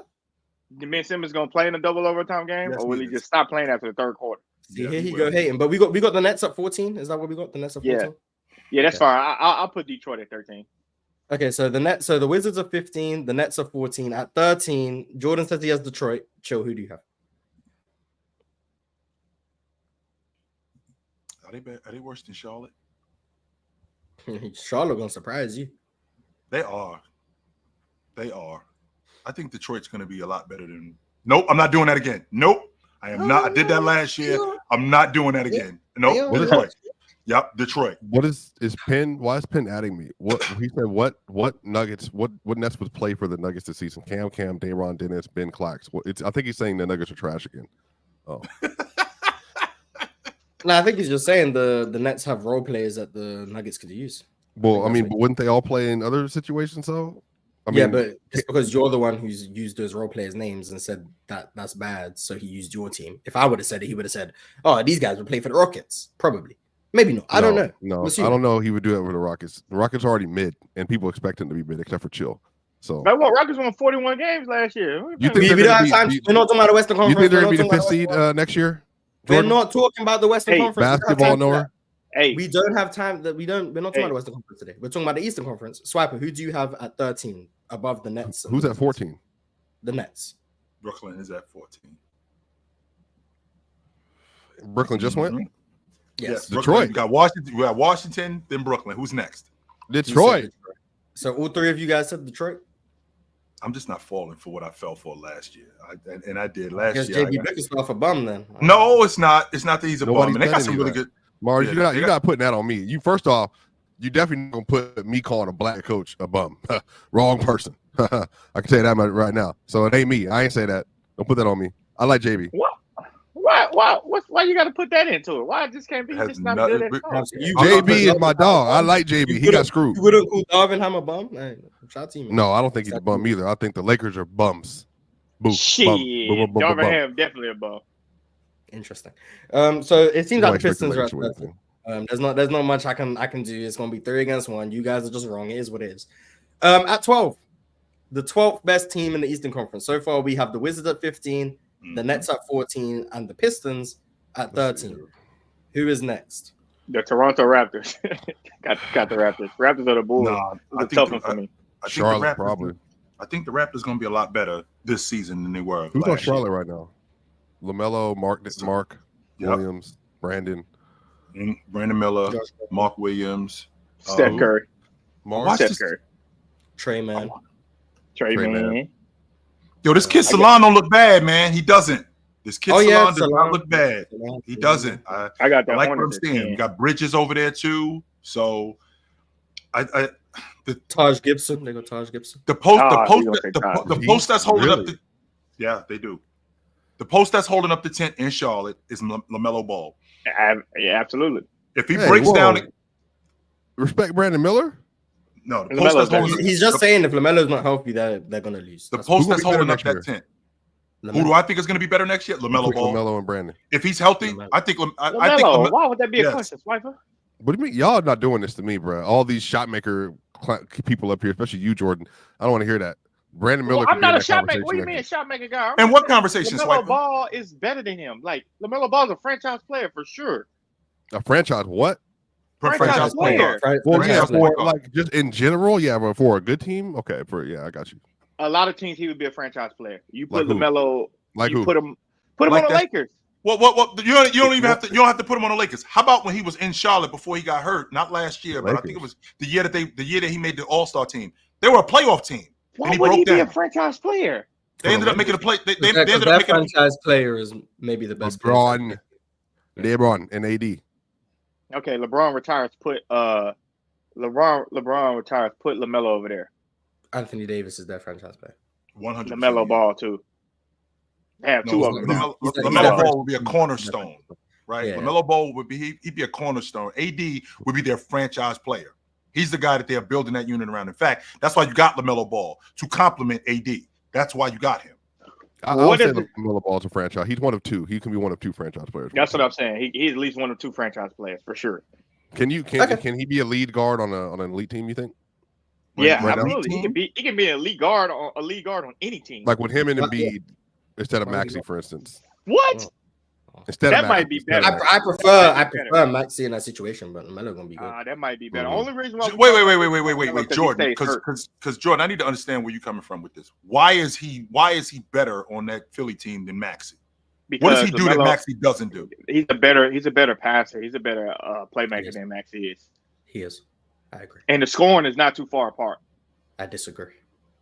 I don't know that thing. I don't think so. But his ability to get downhill. So Maxey's ability to get downhill plus in transition, and I think he's a better defender than LaMelo Ball. With him being LaMelo's not a bad defender though. But he's not. I don't think he's as good as Maxey is. So the separated between Maxey and LaMelo Ball. So the separated between Maxey and LaMelo Ball is his ability to distribute and play make. That's the separated. He's also like 5 inches taller than Tyrese. He's 6'7". Well, he's huge, man. Yeah, he's 6'7", I think he's 6'7", 6'8". And what's Maxey? 6'4"? Bro, and LaMelo is fast too. Maxey look kind of small. He like 6'2". Maxey like 6'3". Maxey like 6'3". He ain't even that tall. Yeah, I saw him before too. But LaMelo is fast too. He knows as fast as Maxey though. Maxey might be one of the fast players in the league. Maxey's definitely a better athlete than him. There's no maybe about this. He's definitely a better athlete. Maxey's one of the quickest players in the league though. Maxey one of the quickest players in the league.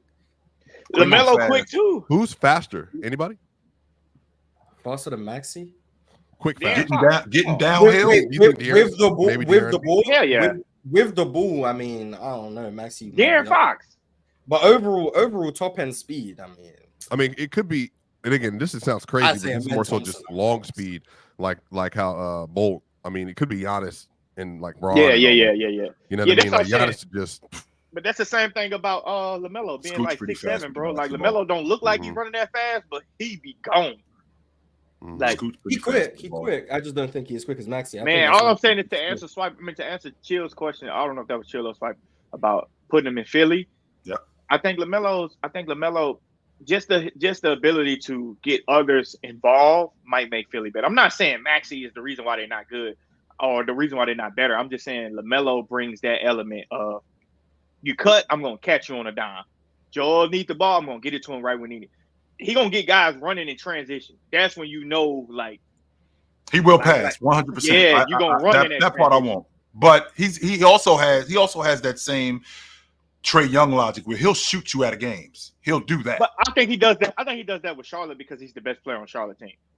I think that's. You think that changes if he's playing with Joel Embiid? Yeah. His and shot I think selection? he gets better shot. I think he gets better. I think he takes better shots and gets better shots. I think LaMelo likes passing the ball too. Even when he played in Australia, he was passing very much the good. distributor. I won't argue. Yeah. That part I won't argue. Even in Australia, he took horrible. His whole basketball career, he's taking horrible. That's what I'm saying. I don't think that. I don't think that if he's playing, he really can shoot. Like I think his shooting gets underrated. Yeah. He takes bad shots. Very bad shots. Throws his team. Just like Trae Young throws his team and throws a monkey wrench in whatever his team is doing. Man, when you're taking bad shots like that, 100% he does that. I watched Trae Young last night. A prime example. He comes off the screen and he's the one-legged three. You talking about the one-legged three? I ain't even talking about that one. I'm talking about the one where he shot. The one he shot 2 steps over half court. And I'm thinking to myself, why? Not a fan of that shot too. I'm not a fan of that shooting that shot. There's no reason to shoot that shot. And he takes a lot of bad shots. So when you got a lead guard that has the ball primarily, that's taking bad shots, that can throw the rhythm of your crew out. That can completely throw the rhythm of your crew out. So when I got a guy like LaMelo Ball as opposed to Maxey, who I know might not be as good a passer as LaMelo, Maxey takes some questionable shots too, though. Well, not nearly as questionable as I would agree with what you LaMelo Ball does. And I feel like that throws my unit off even more. My big man ain't running as much. My big man ain't rebounding as much because he's got a problem with your shot selection, and that throws the rhythm of my crew off as opposed to Maxey, who might not be as good a passer, but will pass the ball and is looking for guys. Guys will play more with a guy like that. Yeah, LaMelo is a guy. That's why I got them at 10. Oh, Clean. so you don't have the Hornets here. Okay. So I got who got do them you at have 10. here? 12. You You said said Toronto, right? You 12? said Toronto? I said either He said Toronto or the Toronto. Bulls, but I'll go with Toronto. Okay, Toronto, chill. You have the Hornets? I'll take the Bulls, Mars. I think the Bulls are going to be garbage this season. I do. I It do. was Because hard Lonzo for me. not going to play enough. I get it. It's Yeah, because I Lonzo think they're not going to be play enough. garbage. I'll take the Bulls. What if Lonzo do? Nah, Even if he Lonzo's already said he's going to be on a minutes restriction. He definitely not going to play back-to-backs. Lonzo going to play like 18 minutes at best this season. All season, he's going to be in a minute restriction? I'd assume so. It's going to be a Jonathan Isaac situation. He's going to play a whole year on a minutes restriction. And if he can get through the year, then we'll see what next year looks like on a different team. Are they going to trade any of their guards? Any of them? I'd hope so. They I just mean, did. they're They- still who's going, most likely to get traded? I mean, they're going to try and do everything they can to get off Zach LaVine. I don't want to be. Yeah, but I'm saying like, obviously has. They're not getting off Ayo Desumi. I don't know if that's What about Kobe, Io, Giddy, and They got too many That's their guards. foundation, to be honest They with got you. too many They'll get guards, off bro. Lonzo and they'll try to get off LaVine. That's what they're going to do. That's their foundation, Swiper. Giddy and Kobe White. I think that's their foundation with the rook, Baselis. I think that's what they're building their unit around. I think they're coming off Levine. I think they're coming off Vooch. I know how you feel about the Somu because I like him too. I don't know how much longer they holding on to Pat Williams neither. I don't. Oh, he just signed a deal. Man. It's not looking good for Patrick Williams. Man, but guys like that, when they start having them rumors about it's not looking good, all of a sudden they start playing their ass off. I hope he does. I like Patrick Williams. Bro, I'm looking at the Bleacher Report photo right now, y'all. Look at it. Look at this show. Look at this show. What are they going to do with this? Literally. 5 guards. Yeah. And they all got to play. Good lineup. No, Okay, so no. Giddy can Stop play it. multiple positions too. Giddy Stop can it. play like Giddy ain't playing nothing. 3, 4. He's Giddy not can play playing 4 nothing too. but passing the ball. Yes, What are Giddy they can going to do with all that? Okay, so Trade Giddy is your starting lead guard. Get rid of 2 of them. So Giddy is your starting lead guard. Kobe White's going to be the off guard. Lonzo's going to be in the rotation. Who's the other guy? Yep, the Sumo. I think the Sumo's a great trade piece. I do. I think you can get a 1 for him. I do. I got 1 for you. I'm sure you do. I bet it's in the Rocky Mountains too. I understood damn near that. How much y'all want? Hey, look, when you go out to the restaurant, how much? Tell me to keep pouring. I'm just keep pouring. Just keep pouring. How much you want? Hey, what are you pouring that on? He actually pouring it out. It's just water. It's just basic water. I got a vacuum. The point I was making is I feel like they got a lot of tradable assets, but with the 3 guys that I talked about with Giddy, White, and Baselis, I think that's their foundation. I think that's who they're building it around. And Chicago is one of those towns, very much like any other basketball city. If you keep it honest with the people, they'll get behind you. Y'all ain't telling people that we making the playoffs with this crew. No, you're not. No. You're not. But I was going to ask, do y'all think Josh Giddey can play the 4? No. I think he can. Why would you do that to your team? Why would you do that to your team? Why is Josh Giddey playing the 4? Because you got so many guards. She got so many guards. I think he's your best lead guard, though. Of the guards that you have, he's your best. Lonzo. I'm not saying start. No, he's not, Mars. I'm not saying start. Lonzo is better than Josh Giddey. When as long as he exists, he's better than Josh Giddey. No, Mars, no. Yeah. We haven't seen him in 2 years. We're gonna have to run a poll. We're gonna have to run a poll. Lonzo Ball or Josh Giddey. Listen, I'm not saying start. I'm saying in minutes where Josh Giddey starts at the point, but you got to make a sub, put him at the 4, put in your other guards. I'm not saying start. I think Josh Giddey can play the 4. So you want to move him off the basketball when you move when I don't know when Desomu comes in the game, you want to move Josh Giddey off the ball and put him in handoff situations, get him in different type of actions. So instead of him just bringing the ball up all the time, you can use your guards to shot create because Ayo Dosunmu can shot create. Kobe White can shot create too. Yeah. You want to use them like that, and if you got Levine too, you want to allow those guys to shot create. Here's the problem, though, Jordan. The problem is that we've seen Josh Giddey off the basketball. We saw that last year in Oklahoma City. Wasn't very good. In fact, he needs the ball in his hands. I mean, And you at can the be a four point spot- forward at the 4. You can be. I can be a point forward, but Yeah. he needs the ball in his hands. And if he's going to have the ball in his hands, he's going to be the lead guard. He's going to be the guy that's dictating the offense. We can't put him at the 4, put him on the block where the No, I offense didn't is say the running block. through No, somebody I'm else. not saying. I said 4. And not even necessarily the block. Let's say we have a small ball lineup, right? Let's say we have a small ball lineup and we're playing, let's say 5 out. We've seen Josh Giddey play off the basketball. He's definitely better on the ball than he is off. We cannot have him off the basketball. No. I think him being off the basketball with Oklahoma City Thunder was much different than him being off the basketball with the Bulls. I think it's just much different, because you got Shea who's driving, and then you looking for Giddey to knock down that jump shot. He's just not comfortable shooting that. I think if you put him at the 4 with the Bulls, you use him in handoff situations, or you kind of use him as a point forward. I think you have him as a cutter. You can have him post up a little bit, where it's high post. That team sound like it's going straight to nowhere, Jordan. I mean, the team's going nowhere regardless, but I'm just saying, like you can use him in different spots. I think Giddey is you can put him in multiple positions. I think you can. Jordan has the Raptors, Chill has the Bulls. Swiper, who do you have?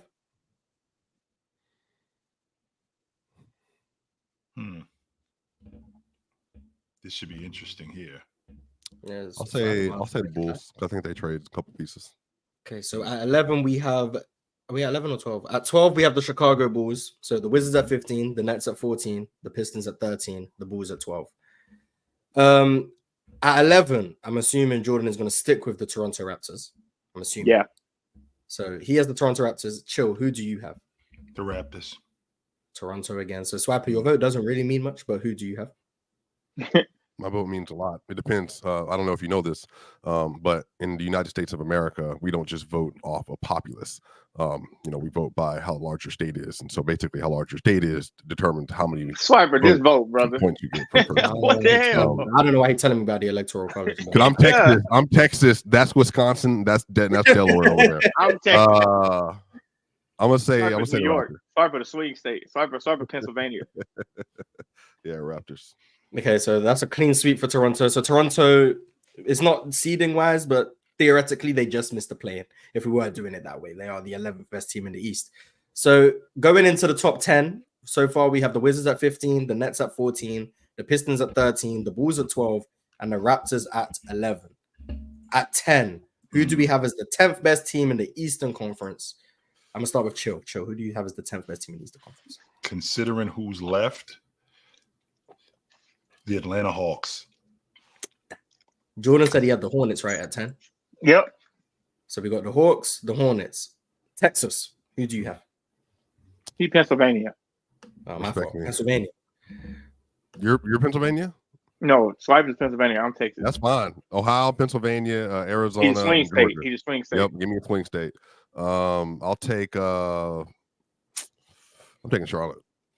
Okay, so Charlotte are at 10. See how quick we move through this when I'm the host. So once again, if you just happen to join the show, Wizards at 15, Nets at 14, Pistons at 13, Bulls at 12, Raptors at 11, Hornets at 10. We are now breaking into the top 9.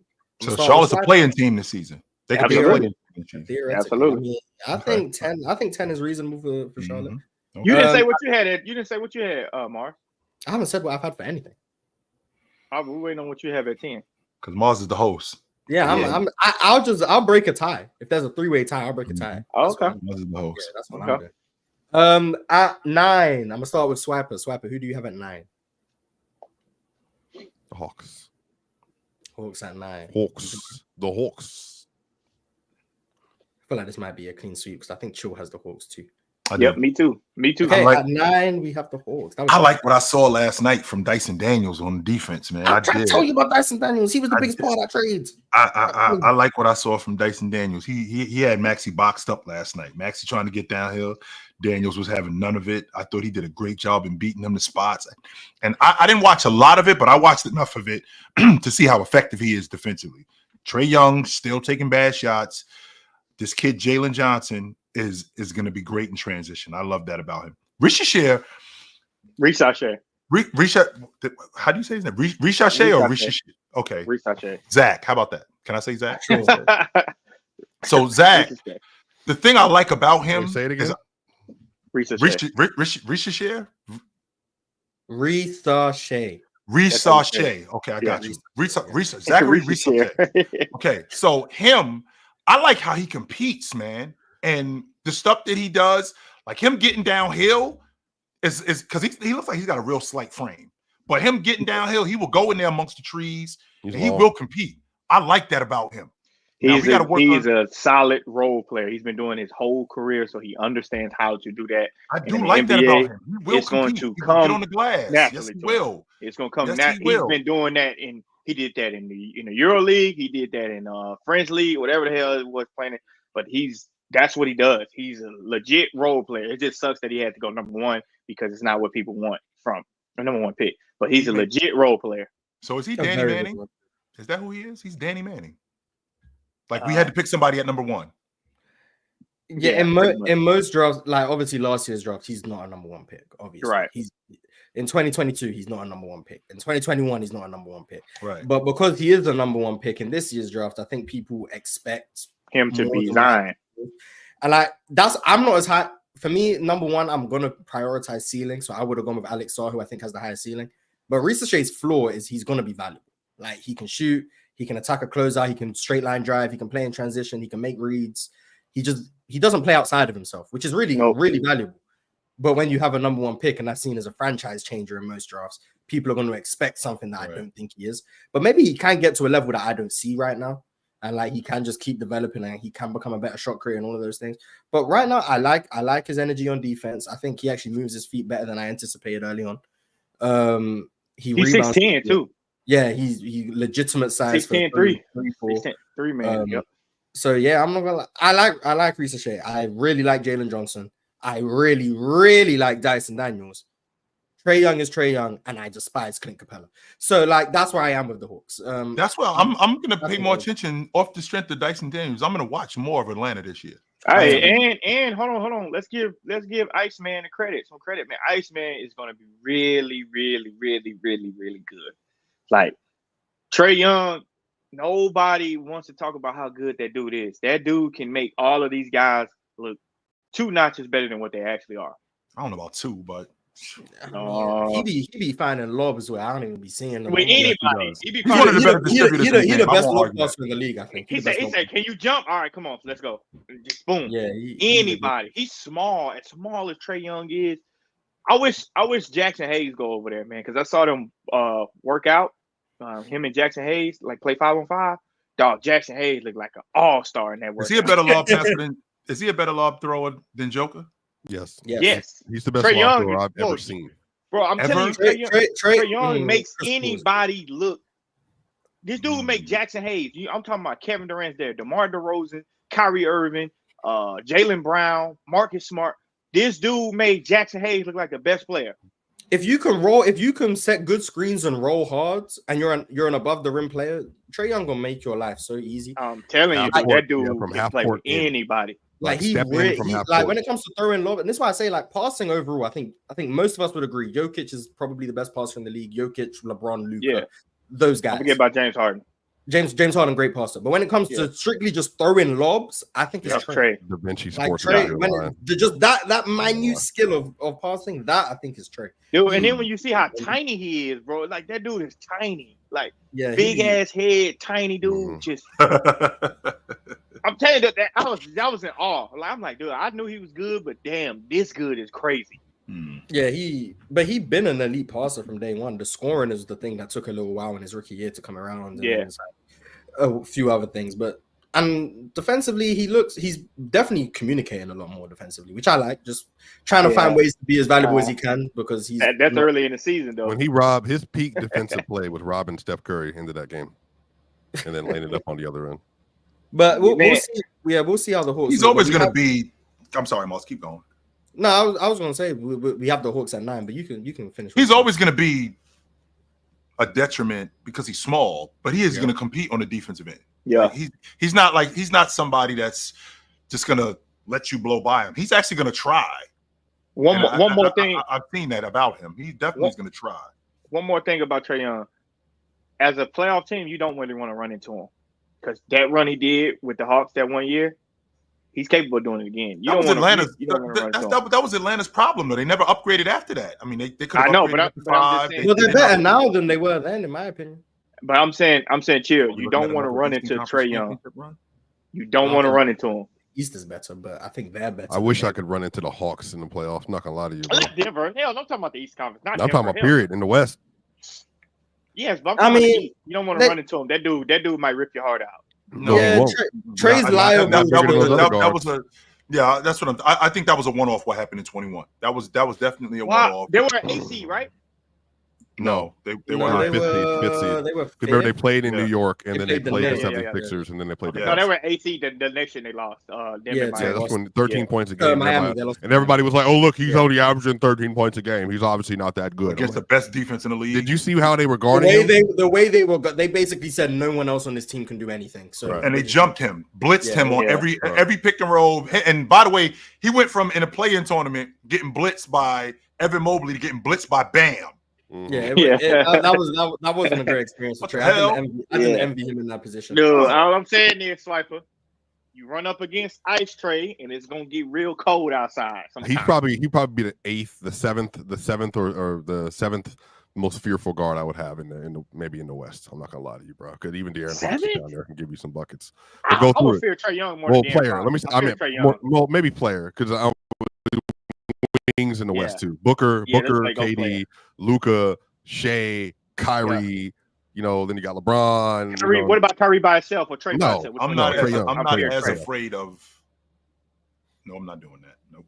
Who? Say it. He's about to start hating. Yeah, That's what I'm he's not- about Yeah. to do. What are I'm you not saying? afraid of Say it. Kyrie Say by it. himself than Trey Say by it. himself. No, you're not as afraid of what? Because I just thought about it and no, I'm not doing that. You're not as Because afraid of what? I was thinking to myself, I'm not as afraid of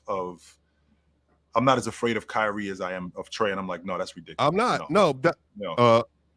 not as afraid of Kyrie as you are Trey. I agree with that though. No. I'm afraid of Trey. Standalone as a standalone player. I'm afraid of Trey as a Yeah, standalone Trey. player. Yeah, Kyrie. 1000%. That's what I'm saying. I don't know if I.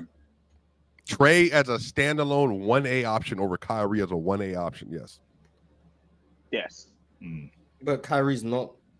Never mind. We don't. Well, no, that's what I'm saying. I'm just saying. Kyrie it's is not the a same. two. It's not the same. Yeah, Kyrie's he's number not. two. Yeah, he's not. But in again, that. I'm afraid of, and the damn Kyrie's there. Too. Here's the thing that I'm thinking about when I think about Trey and when I think about Irv. When I think about Irv and what I've seen from him in the playoffs when he gets going and how deadly he can be. Ooh, man, those 14.5 points a game versus the Thunder boy. Right. And to your point, Swiper, it doesn't sound like it. But I tell you what, it's basically like getting hit with a bunch of jabs. You might not get hit with a bunch of overhand rights, but man, you might get hit with 5 jabs in a row, like pop, pop, pop, pop, pop. And that's who Kyrie Irving is with those 14 points. The Celtics went into that fight looking like me, came out looking like me, bro. I don't have to tell you, man. I mean, they survived. They were thriving in that fight. I'm not gonna lie. That was, I don't know what that was. The Thunder 8-2. I'm being honest. PJ Washington was in the corner hitting 23 a game on 50% from 3. That was different. That was completely different. I don't know what the hell that was with PJ That- Washington. Jordan, Trey Young, Essentially what They were Oklahoma throwing the City, ball to PJ Washington, and I'm talking contested. and not even contested. Oklahoma City told Shout out PJ Tim Washington, Martin. if we're gonna lose, you're gonna have to make shots. Hey, You shout in out Tim particular. Martin. Shout out Tim That was Martin. divine Shout out. intervention. Shout That's out all it Tim was, Martin. Mars. That's all it was. Shout out That's Tim all it Martin, was, man. Mars. You're gonna have to Don't do make that. shots, and then they realized do that. that. Oh shit, That was such he is a making great shots. game plan too. It really was. that. It was a just- great game plan. Make him make shots, and then all of a sudden he starts Boom, making shots. boom, And boom. now, okay, we got to get out here. Well, we get out there, and we got hands in his face. He's still making shots. Be like, what the hell? Don't do that. What- Shout out Tim Martin, man. Shout out It Tim was Martin. a man. 2-2 Having series, PJ and I Washington legitimately great. thought the Thunder might win that series. And then PJ, I'm like, surely one of these games. And it was I like, hate nope. the Mavericks. So I was hoping. I was waiting for the law of averages to start law of averaging, and they never averaged. Hey, But man. It is Hey, what man. it All I'm is. saying He is Trey came back Young. to Hey, earth in Swiper. every series Swiper. after that. So. Trifler. Trey Young, Undermining Darren Dallas Lively. to gawk OKC. Nobody's undermining anything. That's just what happened. And then it didn't happen in the NBA Yeah, we're Finals not because they gonna changed up their like, a coverages. series was won by variance. I mean, that happens. Shout out to you guys, but shooting variance is a very real thing. It's been The it's Eastern one Conference, to your point, Mars, is a lot better this season, right? And the Atlanta Hawks, I think they got better athletes this year than they've had in the past, and I think Better that's going to defender. help them and better defend 100%. Well, I think that goes into the athletes like Dyson Daniels, Jalen Johnson. Oh, put a hand in my face. I'm still draining that. It's crazy. I think they got better athletes, and I think that's going to help them. But I feel like the Eastern Conference not that far off from the West. And when you get around that play-in tournament, I think there's going to be some separation with those play-in teams. Because in years past, we've had play-in teams that have been kind of like this. I think this year in the East, those play-in teams, there's going to be some separation with these guys, if that makes any sense. Yeah, I mean, I think we're getting to the point where we're gonna see, like, we're at the Hawks right now at 9. We're gonna see a major jump from like 8 and 7 up, I think, to where the Hawks are. Right. I think we're gonna get to a different tier of teams right now. Here's the thing. But we have the Hawks at 9. This next team we're probably going to all agree on, right? The Heat. Yeah, They could maybe easily not. be. They could It's the easily Heat. be. Yeah, they could easily be like top 3 if things went right for them again. The Miami They Heat stay got to be the healthy. Heat. So If Jordan the has 3-point shooting comes back, Mars, like it did 2 years Oh, ago. so you have the Heat too, Swapper? You have the Heat too? Got to be the Heat. Probably. Is it the Heat? Probably. Gotta I'm saying probably. I'm the like the Magic in Cleveland. I wouldn't have issues with here either. But I mean, just based on Jimmy Butler, it's probably going to be the Heat. I mean, Are the Heat? Yeah. Are Indiana that much better than the Heat? I think No, Indiana's but nice. I think Indiana's nice too. But my thing I do is, this is too, what but- the Heat. The Heat is so inconsistent, and like Swiper said, that 3-point shooting definitely has to come back, and it has to come back consistently. Now, the reason why I got them number 8, and they could possibly be like top 3, like Swiper said, it's Jimmy Butler's prove it year. And when guys are in that prove it year, sometimes they play a lot better. See, Jordan, this is nonsense right here. And the reason why this is nonsense is because what else does he have to prove? He's been there 5 years. Pat the 5 Riley years said, prove that shit to me or shut up. Well, it's not even about him proving it. Number one, let's dead the logic of them being inconsistent. The year that they went in the NBA Finals, they were a top 4 seed. That's number one. The year that they lost in the Eastern They Conference went? Champion. Yeah, the year that they went. They were, 2020. 2020. in 2020, they were a top 4 seed. The next year, I mean, I feel like that was a one-off. Then the year after that, in 22, when they lost to the Celtics in the East Finals, I think they were the number 1 seed in the East. Mhm. Yes, they looked, and then in 23, I mean, that was the year that, of course, I mean, they had guys in and out of the lineup, even though Bam played 70 games. I mean, even though Bam played 79 games, Strus played 70 plus games, Kyle Lowry played 60 something games. And then last year, I mean, they had some trades, and I'm not very fond of Scary Terry, but I'm not very fond of Scary Terry. And well, I think don't you think the biggest issue is more so like it's just Hero Duncan, if they had just a different kind of option at the 2 guard spot? I think their biggest issue is that they always playing tough ass teams first. They need to stop doing that. They need to that's their fault. Yeah, I know. That's That what is I'm their saying. But like they got it. Like if they get to a 4th seed or 5th seed, the Miami Heat is contenders. But them at They number don't want 8 the is easy like, route though. That's not how Jimmy Butler built. Well, we built. Hold on, Crazy, wait a minute. We built Marquette. All right, blue collar tough. Feel me? Well, Chicago tough. to answer Yeah, your Philly question, tough. Minnesota tough. Cold weather tough. We go to Miami, taking us to the NBA Finals twice, and bam! Shout out Arch, by the way. Chill. It don't matter if you telling me right now that Jimmy and Bam are healthy right now. Chill. I think they can beat almost anybody. Go ahead. I do, but I Almost still got them at 8. To answer your I still got question, I feel like that's where the biggest hole is. It's at the 2 guard spot, because I think the Tyler Hero's a rotation player. I think he could be. We talking about guys like Naz Reid. We talk about guys like Malik Monk. I think we could talk about Tyler Hero as arguably the best rotation player in the game if he played as a 6th man. I think he could be that good. I don't think he's as good a starter as he is as a rotation guy.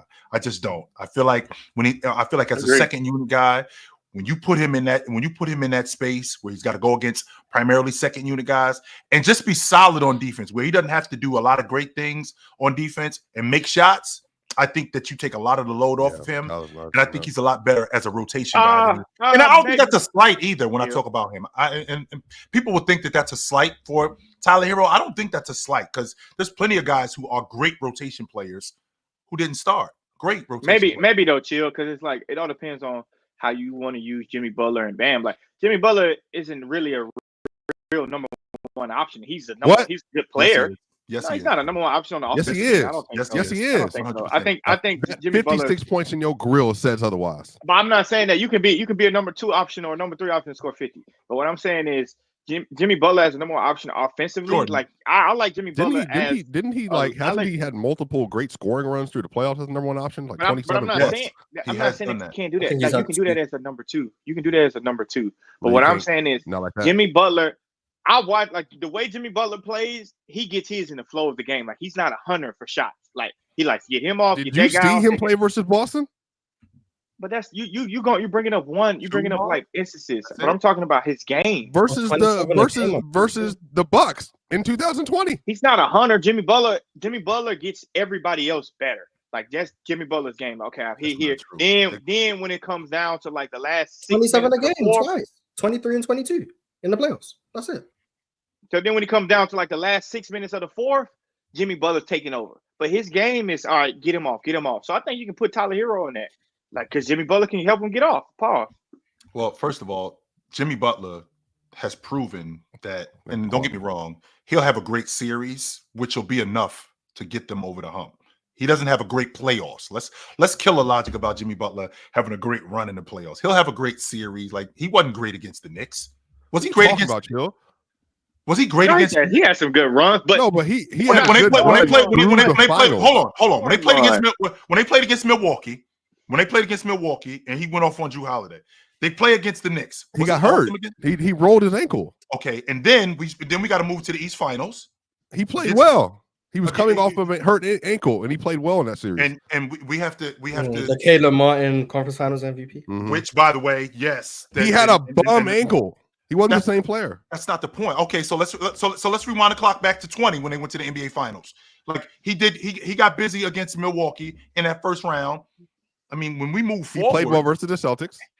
Jimmy Butler averaged 14 in that, and you talking about that's 22. He averaged 22, 6 and 6. When? Going to the finals in 2020. Yeah, but I'm 22. saying like he wasn't great. He 22, wasn't 6 and great. 6. I said Jimmy Butler has had 2 playoff runs where he's averaged Yes. around 27. He wasn't 22 and 23. great against the Celtics in 20. He was good. He was damn good against the his Celtics. defense was very good. That's what the difference was in that series. More than Bam anything. Adebayo. Yes, Hello. that was the both of them difference in together. that series. Or tears. Yeah. Yes, that was the difference in that series. And then I think he has that 36 game against the Lakers in the finals. Yeah, So for the Lakers series, he averaged 26, 9, Yeah. 8, and 10. Yeah, but remember what I said though. Jimmy Butler, I'm saying Jimmy Butler isn't a number one scoring option. I think he's the number one player, like he's the number one player, but scoring difference? option. What's the difference? Like as a player, like it initiates everything with Jimmy Butler. I think you put the ball in Jimmy Butler's hands and you let him make the best plays for the team, which is he can get the ball to Bam, he can get Duncan Robinson off, he can get a lot of players off. When it comes down to the last 6 minutes of the game, Jimmy Butler, it's his time. But I'm saying overall throughout the game, he can get Duncan off, Tyler Hero off, Bam off. He can get everybody off. That team clicks if Jimmy gets them off. That's what I'm saying. Not if Jimmy is out there scoring 30, 35, 40. How many games do we get out of Jimmy Butler this season? 65. Yeah, upwards of 60, I think. Upwards of 60. I think. Now, you're probably going to get regular season, Jimmy. So he chilling. Yeah, his numbers, he had an all NBA season two years ago. Yes. Second team all NBA. Mhm. And then last year he just, it was a chill of the chill years. It was a very chill Jimmy Butler year. and then he got hurt. So Was that wine sipping Jimmy? Is that what it was? I'm sorry, not coffee not- focused. I thought it was. Well, I mean, talking his about dad- Marquette. It was more brewery. Sipping beers. Jimmy. Is that He what averaged that was? 21 a game last year. He was like chilling. You know what I mean? Like just lower that's volume. around Jimmy Butler stats. Yeah, I know, but it was just like, Jimmy's just kind of like coasting. Heat fans are complaining. It was one of those years. This year, though, I think Jimmy's going to be like 22 and a half, more aggressive. 22 as opposed to 20. That's what he does. Chill. That's just what he does, though. Like, he's just not going to, So how I'm many out on points you got? Buckets. How many good. points? How many points did you have? You got Jimmy Butler averaging. I think 22 is fair. 22 and a half is fair. But I Is think, that a number one scoring option? yeah, but Jokic could average 22, and I think he's still like a top of the end scorer, though. Like, it just accounts for like how you're getting your points. If your team is predicated on defense, Which but if season the did he team- average 22? No, I said, will he average 22? I mean, if in an ideal world, he would average 18 if he could, but he has to average 27. Yeah, just so happened in ideal world, he averaged 28 this year, damn near 29. Who? Jokic. I don't. That would be a horrible world for him. He would not want to do that. No, he wasn't want to exist in. That's the too world. much shooting. Yeah, he doesn't want to do that. No, Go. why Well, would he could shoot less and still score that many points if he was just more efficient. Well, think about the years that y'all won the NBA championships, Wiper. The games that y'all lost, Joker 53, Joker 40. Oh, that's because their defense was horrible. those are the games Well, that y'all it's lost. because That's because he the That's problem. because but- Jokic. Yeah, but we can't talk about the Denver Nuggets. We talking about the Eastern Conference today. So unfortunately, Well, I didn't. Okay, I got the Heat at 9, and then are we settled at 9? we're at 8. We're at 8. Yep, got the Heat at 9. Right, 8. We're at 8. We're at 8. We're at Oh, eight. Yes, we're at then 8. Yeah, I got the Heat Oh, at sorry. 8. No, we got the Heat Heat at at 8. We got eight. the Hawks at 9. We got the Hawks Yeah. at 9. Heat at 8. So everyone has the Heat at 8. So the Miami Heat go in at 8. Before we move on to 7, Masenko G said by Vic Krejci. look at Mav lying again. These Mav By fans are Scott just Bennett. liars. I like him. I ain't gonna lie. I don't know why the Hawks don't play him more. Maybe there's something I'm missing. Hey, Mars, say that name again. No, I tried. Oh, I did my best. okay. Vic Krejci. I don't know how to say his name, man. Where'd they but get him from? He was in Brooklyn a while ago, I think, Mhm. or OKC or something. He was somewhere, but he's been That on. J he's might been be a on- Y, Mars. That J might be a Y. Oh, I tried, Like man. Serbia, I tried. you know they put Serbia with a J?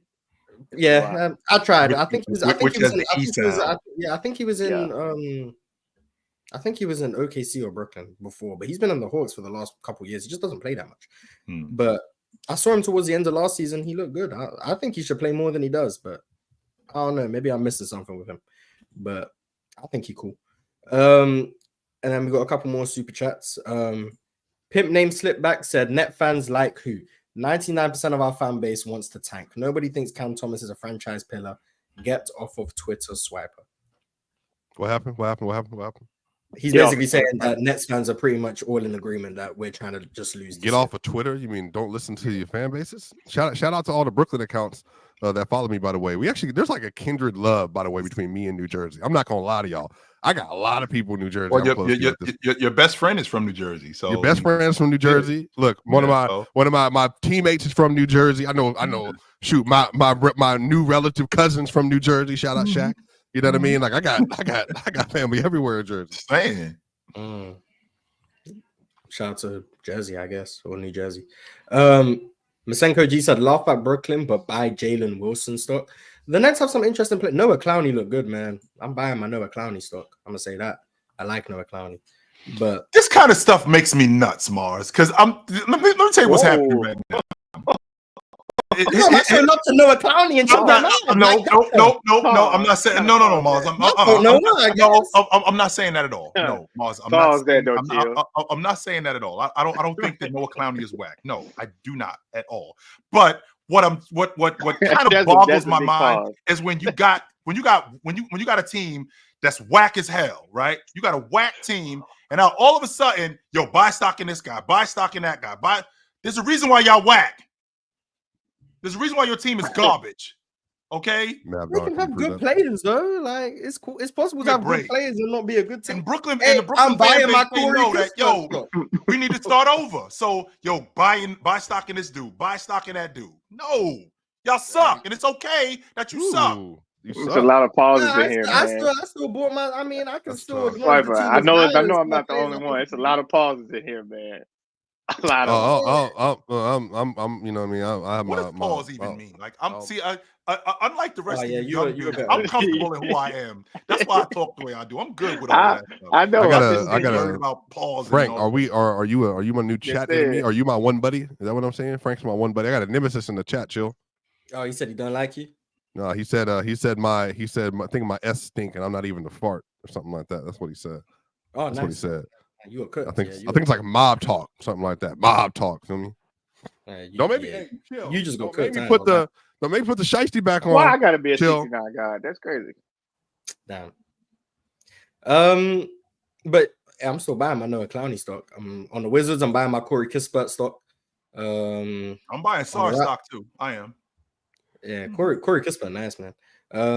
I got stock on because the stock cheap when the team's trash because people don't be watching them. So I be like trying to put people on like, hey, this guy's pretty good. So yeah, I got my Corey Kispert stock and my Noah Clowney stock in Brooklyn. But a couple more super chats and then we'll move on to number 7. Smooth Tube said, chill whenever the show about to end. with a few emojis. I don't know. He always go like that. Chill always go like that. That's why. Yeah, There you go. there you go. There we go. Shout out to SmoothTube. And then Teflon Gunsmoke said, I know you guys seen Jokic's third biggest problem last night, Zach Edey. Frank, you an Ice Spice fan? He's gonna prove a lot of people wrong. Who's not high on, or who's not moderate to high on Zach Edey in here? I don't Once he think went to he's Memphis, Jokic's I was like, biggest that's perfect. Yeah, once he went to Memphis, I was like, Yeah, I I don't think think he's everybody's- Jokic's biggest competition though. You think he's what? I don't think he's Jokic's biggest I comp. think it's Sizewell. Jokic Him and probably Jaren. get 40 on. Jokic probably get 40 on him. In the Western Conference. Well, I mean, to be fair though, it's easy for any elite big to get 40 on an elite defensive center. I mean, that's just not like Yeah, right. Jokic might make his life miserable though. He might foul out in like 3 quarters, 4 quarters, beginning of the top of the 4 quarters. Edey is big though, bro. Did you see Right. how he made Young, the pump Knicks fake, pump fake. the Knicks Wow. centers look like Yes. small? Yes. He's He's the legit. biggest What? person in the He's league. legit 7'4". He's Legit. the biggest bro. person in the That's league. crazy. Like, Yeah. that's what he is. He's the He's biggest. bigger than person. Wemby. He's bigger than Wemby. Yeah. Like as far as mass, like mass. Yeah, like I think he's slightly taller. His wingspan is slightly longer. He's He's 7'4". he's He's definitely 7'4", like bigger. 300 some Yes. pounds. He just don't move like Wemby. So sad. Barry, I acknowledge. Which, by the way, Mars, he's a lot more athletic than people give him credit for. He gets up and moved down better. the He floor. moved better than people gave him credit Yes. for. He Yes. moved better than Yao Ming. I Thinking about don't know if I that. hate that. I Thinking don't, about that. I don't hate that. He definitely No, moved better than Yao Ming. I don't hate move that. He gets better than Yao. Yao healthy Move Yao. better. Healthy Yao just can in move. transition. Just in transition, Swiper. Not Healthy not Yao in the can half move court. though. Not in half court. Just in transition. Yo, he looked real good. Laterally, he moved. Yeah. I can How see many that. lobs? How many lobs have you seen Yao Ming catch? Lobs. Lobs.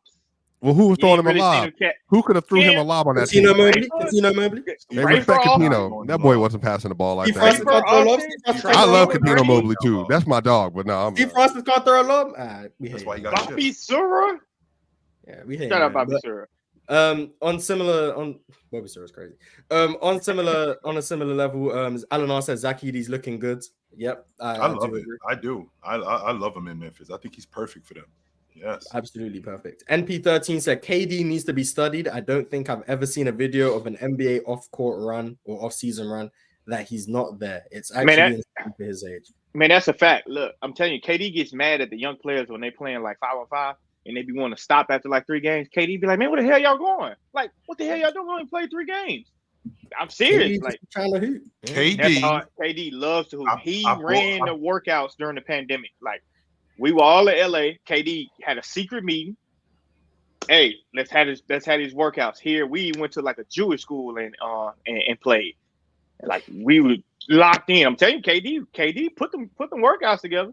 He put I them would not be. 5-on-5 run. It's not going to surprise me if after KD retires, years later, you just see KD at a run. At a park. Absolutely. That's not going to surprise because KD is that. He's absolutely that. He's a baller. He KD might play for like 40, 45. I don't think I mean, to if he be wants honest to, with you, yeah, if he wants to. well, see, that's the thing, Mars. I don't know if he wants to play pro basketball that long. I think he does. I think he wants to play basketball. I don't think he wants to play pro KD gonna be basketball. playing basketball till he can't walk no more, and if he can't walk, Right. he gonna be playing wheelchair basketball. Like I KD seen gonna be KD kind of check up with a football. little kid. I see KD check up with a What I'm little talking kid about. and rip him and Like, clap this his dude- hands like because he got to stop. I'm dead serious. Like he 'Cause ripped him and clapped his there's hands. a lot that comes with playing pro basketball as opposed to like a run on a Tuesday. I think that's where KD is especially at this, especially like when he gets older. I'd be lying if I thought KD was playing another 5 more years. I don't see it. I do. It's game. Wait, it's why? not like Bron it's gonna play long. Bron gonna play longer than KD. Bron gonna gotta do a lot more than still KD be though. hooping when KD retires. Braun got to do a lot more than KD. KD just got an old man game. He been like that for the last. If I see LeBron James, or if he's still here in 5 years, oh my God, yo. I think Braun's gonna retire. I think Braun's got like 2 or 3 more years, especially if the Lakers just don't make the playoffs or just struggling. He got like 2 or 3 more years, and one injury, LeBron's done. I don't think he got. Nah, it's gonna be I don't if think we're gonna be that's at 2029 and we're gonna be ranking our top 10 and Bron gonna still be hanging around. Like Yeah, In Yeah, year gonna 28, what are you still Yeah. doing here, yo? he's still gonna be there. I'm like, all right. What the hell? Yeah, You still here? I'm not personally ready for LeBron to retire personally, but that's just me though. So I think he need to keep playing for as long as I'm his not ready body for allows KD him. to retire either though. KD KD game. ain't retiring, but KD No, is he's a not. hooper. KD still got some years left. Yeah, He's KD a got hooper. KD still He has ain't some going years nowhere. left. No, I don't think he's going anywhere. I'm That's what not Long sure. as if he's KD, gonna play hold 5 Lord more willing, years, but I no don't like think he's gonna- tendon and all that stuff. So if he's healthy, bro, KD needs I to think keep he performing. passed all his. I think he passed all his bad injury days because his game is just. What? He don't What? do- How many? he How many don't do points all away that is he nut from? nonsense. How many points is he away from like 2-3 all time? Mars, like 10. 2 or 3. Let me see. Bear with me. Have a look at that. He has to play a lot of games for him to think he's get at there. 28,000, so he's like 10,000 points Yeah, away. 10 from- He- yeah. He's practically at 29,000. He's 76 away from 29,000. So by the end of this year, if he plays enough, he should get to number 8 or 9. Maybe he can get He to only gonna play 31. like 65 games though, 65, But- 68 games. He'll pass in the next 2 years. He'll pass Jordan. In the next 2 years, he'll get to top 5 if he's healthy. In the next 2 years, he'll get to top 5. Who's so LeBron, Kareem, Jordan, Kobe, Nope, LeBron, Kareem, Malone. Malone. Nah, LeBron, we could skip him. We could skip him. LeBron, Malone, Kareem. No, I'm sorry. LeBron, Kareem, Malone, Kobe and Bryant, MJ. Yep. And he'll pass Jordan by next season. Not this Maybe season, not. by next season. Yeah, the next Not, season, not, yeah. not this season. But 25, he'll- 26. he is about 4,500 ish Hmm. away from Kobe in 4th. So So that's about 3.5 years. Yeah. 4,500. That's about Maybe 2 three. seasons. Maybe three. Maybe That's three. about 2. Nah, but 2 Marge, you gotta 2 think he's not seasons. gonna play the whole season. He's gonna. Yeah, that's what I'm, he's about. He'll be 60 games, he'll catch 65. Kobe by He's 20, averaging at worst 26, and I'm talking about. Mars KD doesn't see a three-ball. world where he doesn't average 25 a game. With him Well, on no, with him if in he the league. wants Mars to, doesn't if see he- a He can world. average 25 a game. He only gonna play 50 games though sometimes. No, Yeah, he'll stop- catch stop recording, Kobe. Jordan. 30 years old. He'll catch Kobe You by said 20. 65, then you said 50. You want to go to 47 next? Yeah, that's what I'm saying. He gonna go to 47 at some point. I think Why? he gonna max out at 4th. I don't think he's gonna get to 37,000. I don't know if he's gonna play that long, but I think he'll get to 4th. He played And it's 70, crazy. He played 75 games last year, and then the trade and all that stuff. 40, so 39, 47, 55, 32, 78, 68. Hopefully, I will say, hopefully we can get him at 68 for the next. I said 65. but KD would already be top 5 Yeah, if he if didn't have those tear injuries. his Achilles Achilles, yeah. and sure. and break his foot in 2015. He'd already Yeah. be top 5. So it's Hamstring unfortunate. too. The fact that he's Ain't still nobody gonna play is anybody 5. ever going to touch Jordan's points per game though. No. Well, Wilt was right there. Yeah, you can't count Will. You can't. Yeah, I mean, it depends on when people retire. If they retire before they fall off and they don't pursue, They ain't gonna give him the credit. Michael Jordan But even Jordan's last too, couple bro. of years though, he was still doing the yeah, same but that's thing. only 2 years. I mean, 13 years, he was averaging like 32 or 33. No, he Last should have year. played those Wizards years. I He's agree. fair but- to. Yeah, he fair would have been to at kid. 32 for his career, I think, something like that. But like He's a guy 31 and a half. a guy like Luka 30 can and a average 30 for his career if he just retires early enough. Like Like, 30 Like a Luka? game is Like crazy. Luka? No, Luka ain't doing that. Luka's already averaging 29 for his career. And that's 29, including- Yeah, 29. including playoffs or just regular season. No, regular season, just regular season. In the playoffs, he's averaging 31. But in the regular season, he's averaging Jordan. 29, and that's including his rookie year where he averaged 21. Luka for the foreseeable future is going to be a 30-point per game scorer. If he just retires before he hits his decline, like major decline, he can retire averaging more than 30. So according to Chill, so by 30 he needs to retire.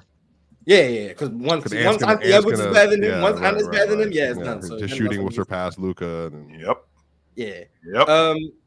Couple more super chats, and then we're gonna get into our. he's top averaging seven. 28.7. 29. Mm. All right, okay. Michael Jordan averaged 30.1. Wait, who's going to be the next great scorer then? SGA and him are too close in age. I don't Luka think we met Jordan him. had- yeah. I don't think we met him yet. Wemby? I don't think in my lifetime I'm gonna see a dude average 30 a game for a decade. I don't think I'm gonna see. Could Wemby this year start averaging 30? If he really, I doubt it. I think Wemby's gonna be around 26, 25, 26 a game this year, 26, 27. That's what I think he'll probably be. This comment's for another day. Somebody That's said huge. That's Jordan huge. 31 points per game is extremely overrated. Many players this Oh era my can gosh. get that.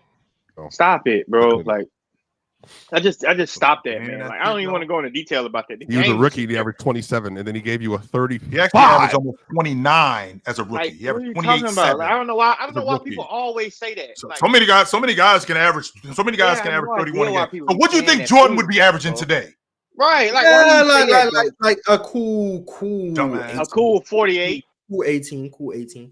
cool 48. Anyway, as you were saying, Mom. Yeah, TSG Piccolo said just saw 51 through 100 of ESPN's top 100 list, Yeah. and the K disrespect needs to stop. There's no way Did 24, y'all see that 25 list? Draymond is better than him. No, I did not. It is whole. I mean, it depends on your The perspective. whole list is Yeah. out or just 51 through 100? This just fit to 50. They had KCP at 62. Swiper on a scale from 1 to 10, Is that 10 too being high? They had MPJ at 89. once again, Swiper on a scale from 1 to 10, 10 being a 15-car pileup, bodies in the street being the worst, and number 1, all traffic is clear. How would you rank that list? Oh, I mean, this just doesn't logistically make any sense because there are players that had diminished seasons and then moved up, players that had better seasons and then moved down. And then media is a cruel place. Well, it's the thing is when they're the full list individual. comes out, we'll probably do a reaction to it when the full list comes. We for sure. But it's gonna feel like we did with the Mayweather conversation. Who was that that really made us mad? Mayweather. I wasn't here that day. He was like 28 or something like that. That was me and you, right, Chill? Yes, it was. Yeah, But I was there. and then Bonds wasn't like high at all, like or anything like that. Like, yeah, it was insane. It was like that. But I think that's why people are so down on the Nuggets, because if you think KCP was the 4th best player in that roster, and he's the 62nd player, then yeah, that makes sense. Completely makes sense. But Michael MPJ is not 89 though. Yeah, I'm curious. I saw somebody. They said Jonas Valanciunas in the same tier. I saw somebody say he drastically. MPJ? Yeah, Jonas was at 91. I'm like, how do you drastically decline though at MPJ? Like he didn't drastically decline. He didn't. It's because of that. It's because of the Wolves series. He didn't shoot very well. That's why. But that's just once. Yeah, but that's what it is. That's people, what it is. man, I don't like the media started voting for that crap, and this is what we get. Jamal Williams said, if Spo and Jimmy are on the same page, we can beat anyone, and Bam is going to have a prime KG season this year. Mostly his defensive impact. I'm just going to disagree. If you and Spo are on the same page, y'all can't beat anybody. No, you can't. Because y'all was on the same page in 23, and Denver smoked y'all. So they said they could beat anybody. Yeah. No, you can't. No, you can't. Could they put up a legitimate fight versus the Celtics this year if they're all they can fight very hard and lose in 5 and lose and yeah.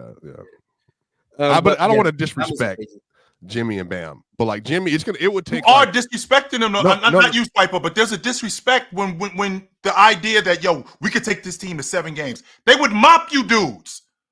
The Celtics are going to mop you dudes. I said this before, and I'm standing on it. I will die on this hill. That series last year, 4 games, Swiper, 28, 33, 36, 38. Those were the leads. You add Jimmy Butler to that. You add Jimmy Butler to that team. You're telling me. You add Jimmy Butler to that team. If you add Jimmy Butler to that team, you're telling me that these games are a lot more competitive. No, they're not. If Jimmy gives you a 37 points per game first round series again. Oh my God. He did it already. He did it. I'm saying he did do it. Hey, word around the street is, and it's not just wait. It's not just Jimmy Butler. Look, word around Chilltown is Jason Tatum scared of Jimmy Butler. Give me a break. Yeah, chill with nah. Hey, chill. I'm not just making this up though. Yes, you are. Because I'm not. No, I am not. No, he is not. That's number 1. Number 2. I heard he went back to the locker room saying, "Damn, I can't figure this guy out." To your point, Swiper, the fact that buckets averaged 37 that series. I mean, can we also mention what the Miami Heat did and what they shot that year? I mean, in that series, didn't they shoot something ridiculous like? No, it was 50% from 3, basically. Yeah. What the hell? Jalen Green was at 69 on that list. Interesting. Hey, chill. Shout out. All I'm telling you is, word around town is he's scared of Jimmy Butler. Jimmy Butler. I'm not just making this up. Jimmy Butler doesn't. I'm not just making this up. No, I'm not just making this up. In the East, I don't know about that. Look. The year that I don't think the Bucks want to see Jimmy. Jimmy just be having beef with the Bucks. I don't know what it is. Look. The year that I don't think Drew Holiday want to see Jimmy no more. The year that the Heat beat the Celtics. What was that? The 2020 season. 2019? Which year? 23. They beat him in 20 and they beat him in 23. Look. The year they was the 2020 season. Look, that was the word around town. That was 4 years. That was 5 years ago. Hey, all I'm saying. Who was that? 21-year-old Tatum? Jimmy. 5 years ago, I would have been afraid to play LeBron in the series. No. Tatum dunked on LeBron. Yes. Tatum dunked on LeBron when he was a young buck. No, so what? Like LeBron was nobody wants to play LeBron in the NBA Finals or any playoff series. I don't play LeBron in the finals. You know like you're gonna lose. I'd agree with you, but I'm saying who's gonna lose? I know Jimmy gonna bring it up. Sure, Jimmy gonna bring it up now. Jimmy gonna go out there and bring it up. You know what I did to your ass in 2020. This ain't 2020 no more. Hey, who's gonna say that? Who's the say player that. that puts the most fear in your heart in the playoffs? Then Jordan, What you mean? the player that would put the most fear in your heart, right? Like, could you said Jimmy, like in Tatum? Who's the player that like everybody, Out of them two? or just period? No, just period. Like you're just LeBron. most It's afraid always of. LeBron. It's always LeBron now? Yeah, it's LeBron. It's LeBron. Today, Now? it's Joker. Great. No, it's Grace Joker. Oh, it's Allen, Jokic. man, he Okay, gonna do Jokic. something Jokic. dirty, man. Well, Luca. I was gonna LeBron. say Luca too. Cause I told you, bro. I keep Jordan. For me, I it's have not. Joker. I have not LeBron, rewatched though. another a series as much outside of obviously Denver because of my job. The Dude, series, that Minnesota Lucas series, when that dude hit 4 threes in the first quarter, was laughing at them fans. man, look. That's the most. That's if got to be the most. That's if you put LeBron in with the Cavaliers again, Today, yeah, no. They're that getting shit might be smoked. scary as hell. No, it No. wouldn't. That shit might be scary as hell. no, LeBron would be saying for Cleveland. no. This is for you We again. passed that already. Yeah, Again. lost by 15. No, we passed No, that. bro, LeBron puts him. You don't know about What does that got to do with the fact that the Celtics are just going to throw the ball around the court and they're just going to get endless threes? LeBron will have people pissing on themselves. Bro, Years ago, I Nah, could we get with that. gonna act like LeBron's aura isn't still LeBron. Like that's Yeah. Oh, well, LeBron that James. part I won't argue, Mars. I won't argue that the fact that he's there, I think that matters. But I don't think that there's people looking at him today like they did in 2021. No, or in no. 2020. Well, How maybe many- they're not. maybe Can a non. LeBron Maybe I'll take say this. any I'll team say to this. the I think playoffs? if you're a team that doesn't have like one of the legacy players, I could see you being afraid of that. But I don't think Durant would be, Steph wouldn't be, Jokic, Giannis wouldn't Anthony be. Edwards is not looking at LeBron like, God damn, But he's not afraid of nobody. But He's not to be looking at fair, that dude. You ain't But gotta be Ant- afraid to get your ass kicked. but see, that's really what Ant, don't. now Ant's smart. Ant is smart. He'll talk to who he can talk to. He won't talk to everybody the same. No, he doesn't do that to everybody the same. He'll but he'll still talk to LeBron. It's LeBron. I mean, he spoke to KD, but we gotta get into our top 7. Seven. So Go ahead. before we do that, Chill, is Harden a top 10 passer ever?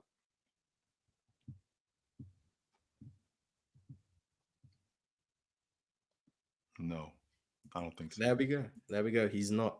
Okay, number 7. So far we have the Wizards at 15, the Nets at 14, the Pistons at 13, the Raptors at 12, the Bulls at 11.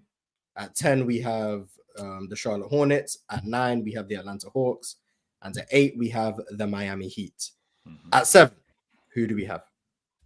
Cleveland, this is for you. 7. I got know them Chill 7 too. Oh, got them okay. at Well, 7. Chill, your vote doesn't really matter, but who do you have at 7 since the Cavs are going to win? He got Cavs at 3. Yeah, he doesn't have the Cavs at 7, but maybe Chill can convince one of you guys to No. go with Nope. whoever he. Nope. I thought about this long and hard. Yeah, you said they're frauds, so Absolutely. yeah. Indiana. See? Can any of you guys be convinced of Cleveland better No. than Indiana? No. No, Okay, not we at got all, Cleveland Chill. at 7. We're not gonna waste time. We got Cleveland at 7. I'm gonna ask. So you think they're 3? Yeah. Well, Yeah. we'll get to What's that the one. Rock? You got the Rockets and But Swiper, why do you have Cleveland at 7? oh, because they're the 7th best team in the East. Okay, because I said so is not an answer. Yeah. No, that's Why? not the way that works. What? Because I said so is not an PC? answer. No, it's not an answer. No. Why do you have Cleveland at 7? What puts them I behind? think they have the 7th highest floor and ceiling of all the teams in the East. That sounds to me like Same thing in I was Hey, about to say, Mark, that Mark, sounds I like give because I you- said I so. give you my Yeah, answer, yeah. Mark. Swiper not trying to cooperate with me. So I'll give you Jordan, my I think the Magic are going to be better. I think they're going to have obviously much better defense. That's obvious. I think Paolo takes another leap. Frost takes another leap. I think they're going to have the most dangerous defense in the Eastern Conference. I think outside of Donovan Mitchell, there's no player on that team that I would trust when it matters most.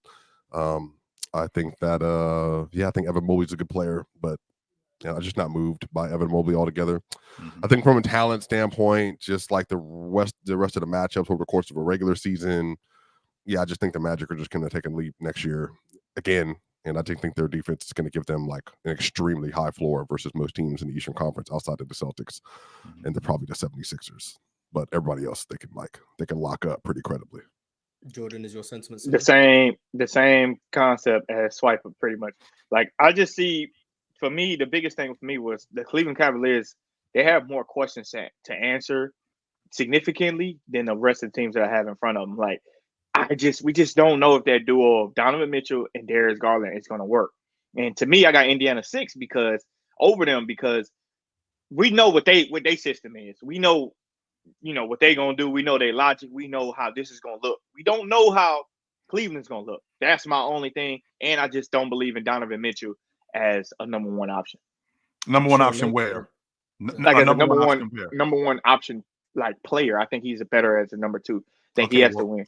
Well, he was a number one option last year, and they went to the playoffs, and they made it to the second round as a number one option. So, that's fine. So whether you believe in him as a number one option, that doesn't matter. As a number one option, he took to the second round of the playoffs, right? So that's the point. Now, as far as what you guys just said about the questions and the point that Swiper just made about Orlando, I think you're predicating that on the fact that Cleveland's not going to get better. Like Evan Mobley's not going to get better. Darius Garland is not going to get better, who's 24 years old.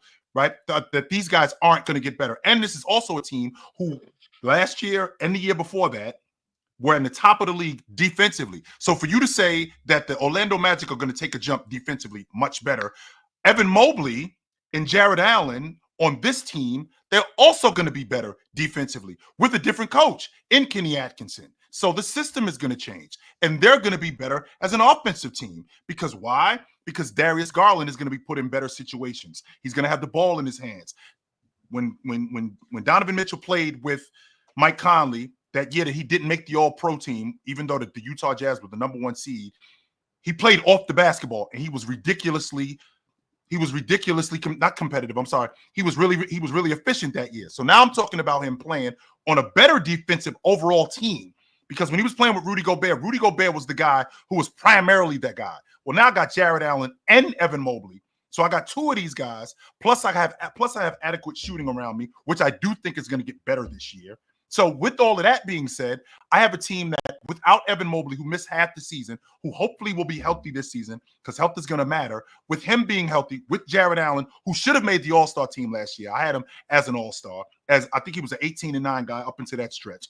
With all of that being said, their rotation guys with Okoro, with Karis LeVert, and Donovan Mitchell. I'm not saying that they're a championship team this season. I'm not saying that at all. I am saying that they take that next step, and I would not be surprised if the Cleveland Cavaliers was in the East Finals this year. That would not. I would be shocked. I would be floored. I would say, how injured was Joel Embiid that they couldn't make the playoffs? I would say, how injured was Paul George? Did his hyperextend and he never healed? I would say, did the New York Knicks fall off the face of the earth? Did something happen to Jalen Brunson? Did Karl Anthony Towns disintegrate into thin air? That's what would have happened. By the way, that's what it would take. It would have to take. We've actually seen that from. It would have to take. We've seen that from Joel Embiid. Both of those teams collapsing. We've seen them to be able to make that collapse. And then the Magic, by the way, they would have to get relocated from Orlando to Russia in order for that to happen. And then the Indiana Pacers. What happened to him? Pascal Siakam. Where did he go? Where did Benedict Mathurin go? Where did Aaron Nesmith go? I mean, literally, there are so many things. I'm talking about like Thanos level chaos would have to happen for Cleveland to make the Eastern Conference Finals next year. Chill did not convince you guys to move. I will pencil in the Celtics to win in 3 games and a forfeit in the 4th if Cleveland makes it to the Eastern Conference Finals. Hey, chill. And by the way, you can be a number one option and make it to the playoffs. That doesn't mean, I just think you peak. I think in order to be a really good team as far as a winning team, like he can't be that number one guy. Like I think he's a better at number 2.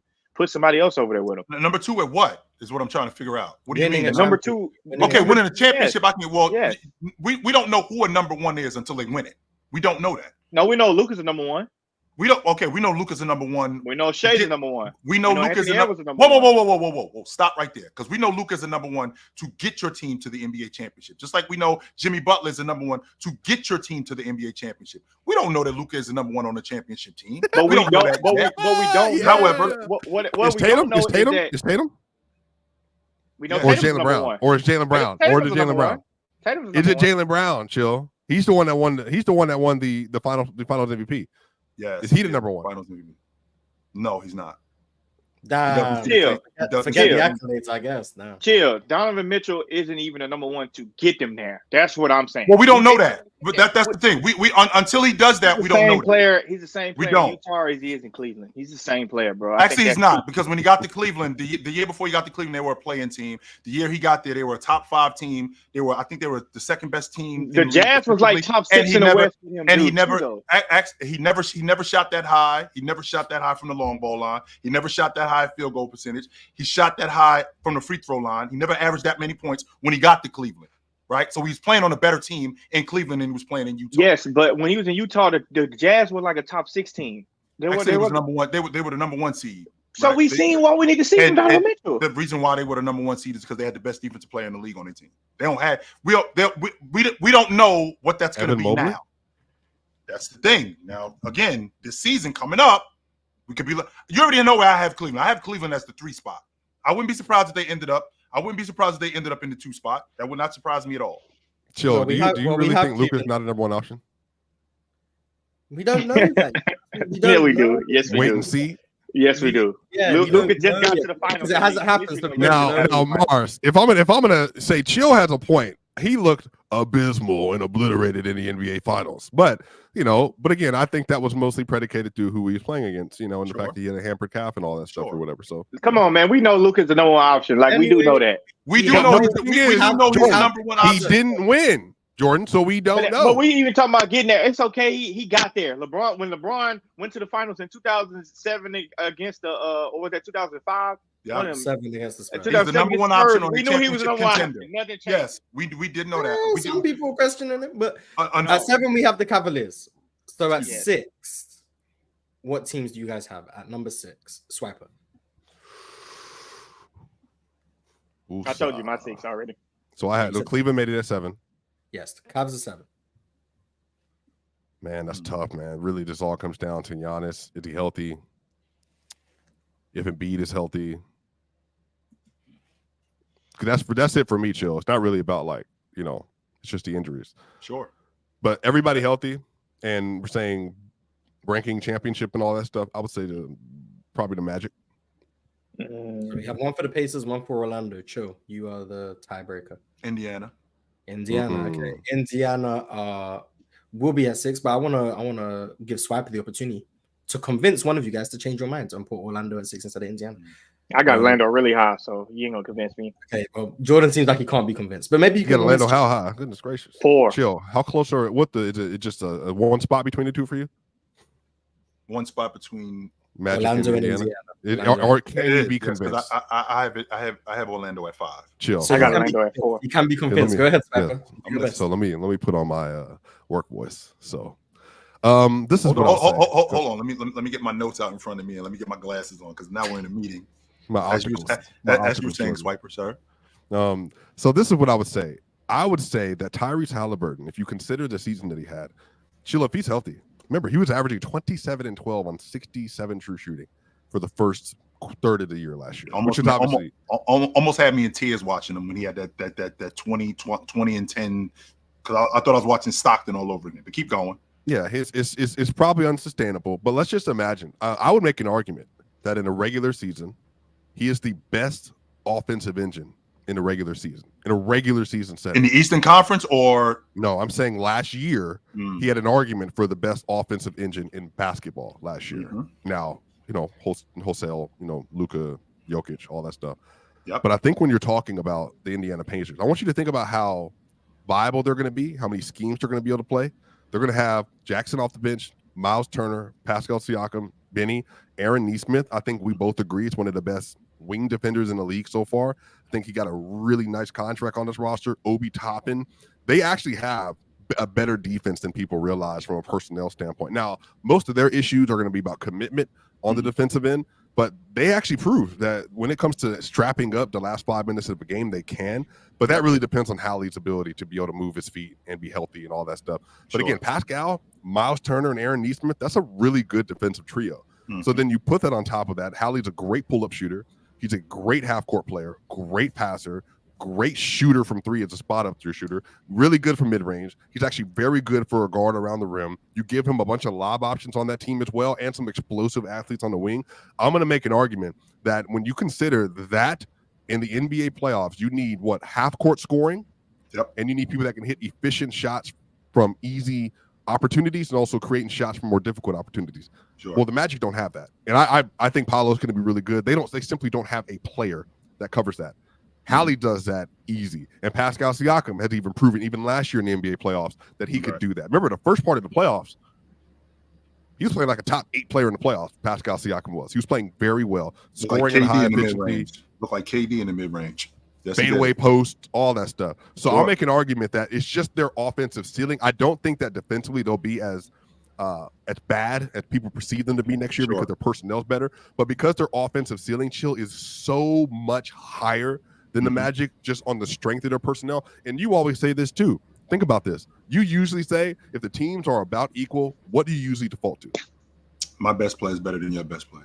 Halliburton is by far the best player between those two teams. I think Halliburton could have made first team All NBA last year if he would have. Yes. Yeah. If Tyrese Halliburton could have maintained his role last year, he had an argument for first team All NBA. He's better than Paulo today. Yeah, like a Not good by bit. far. A good bit. He's a good bit better than Paulo. No way he comes back for Halliburton. Yeah, keep going, Sniper. Came back for Keep Halliburton. going. Hold on, we're actually. Oh my god! Thank you. No way he came back just for Halliburton. Yes, so I'm That's comparing a player that had an argument for the MVP last year to a player that was a borderline all-star. Right. So that's a pretty far gap. That's like saying SGA and Tyrese Maxey.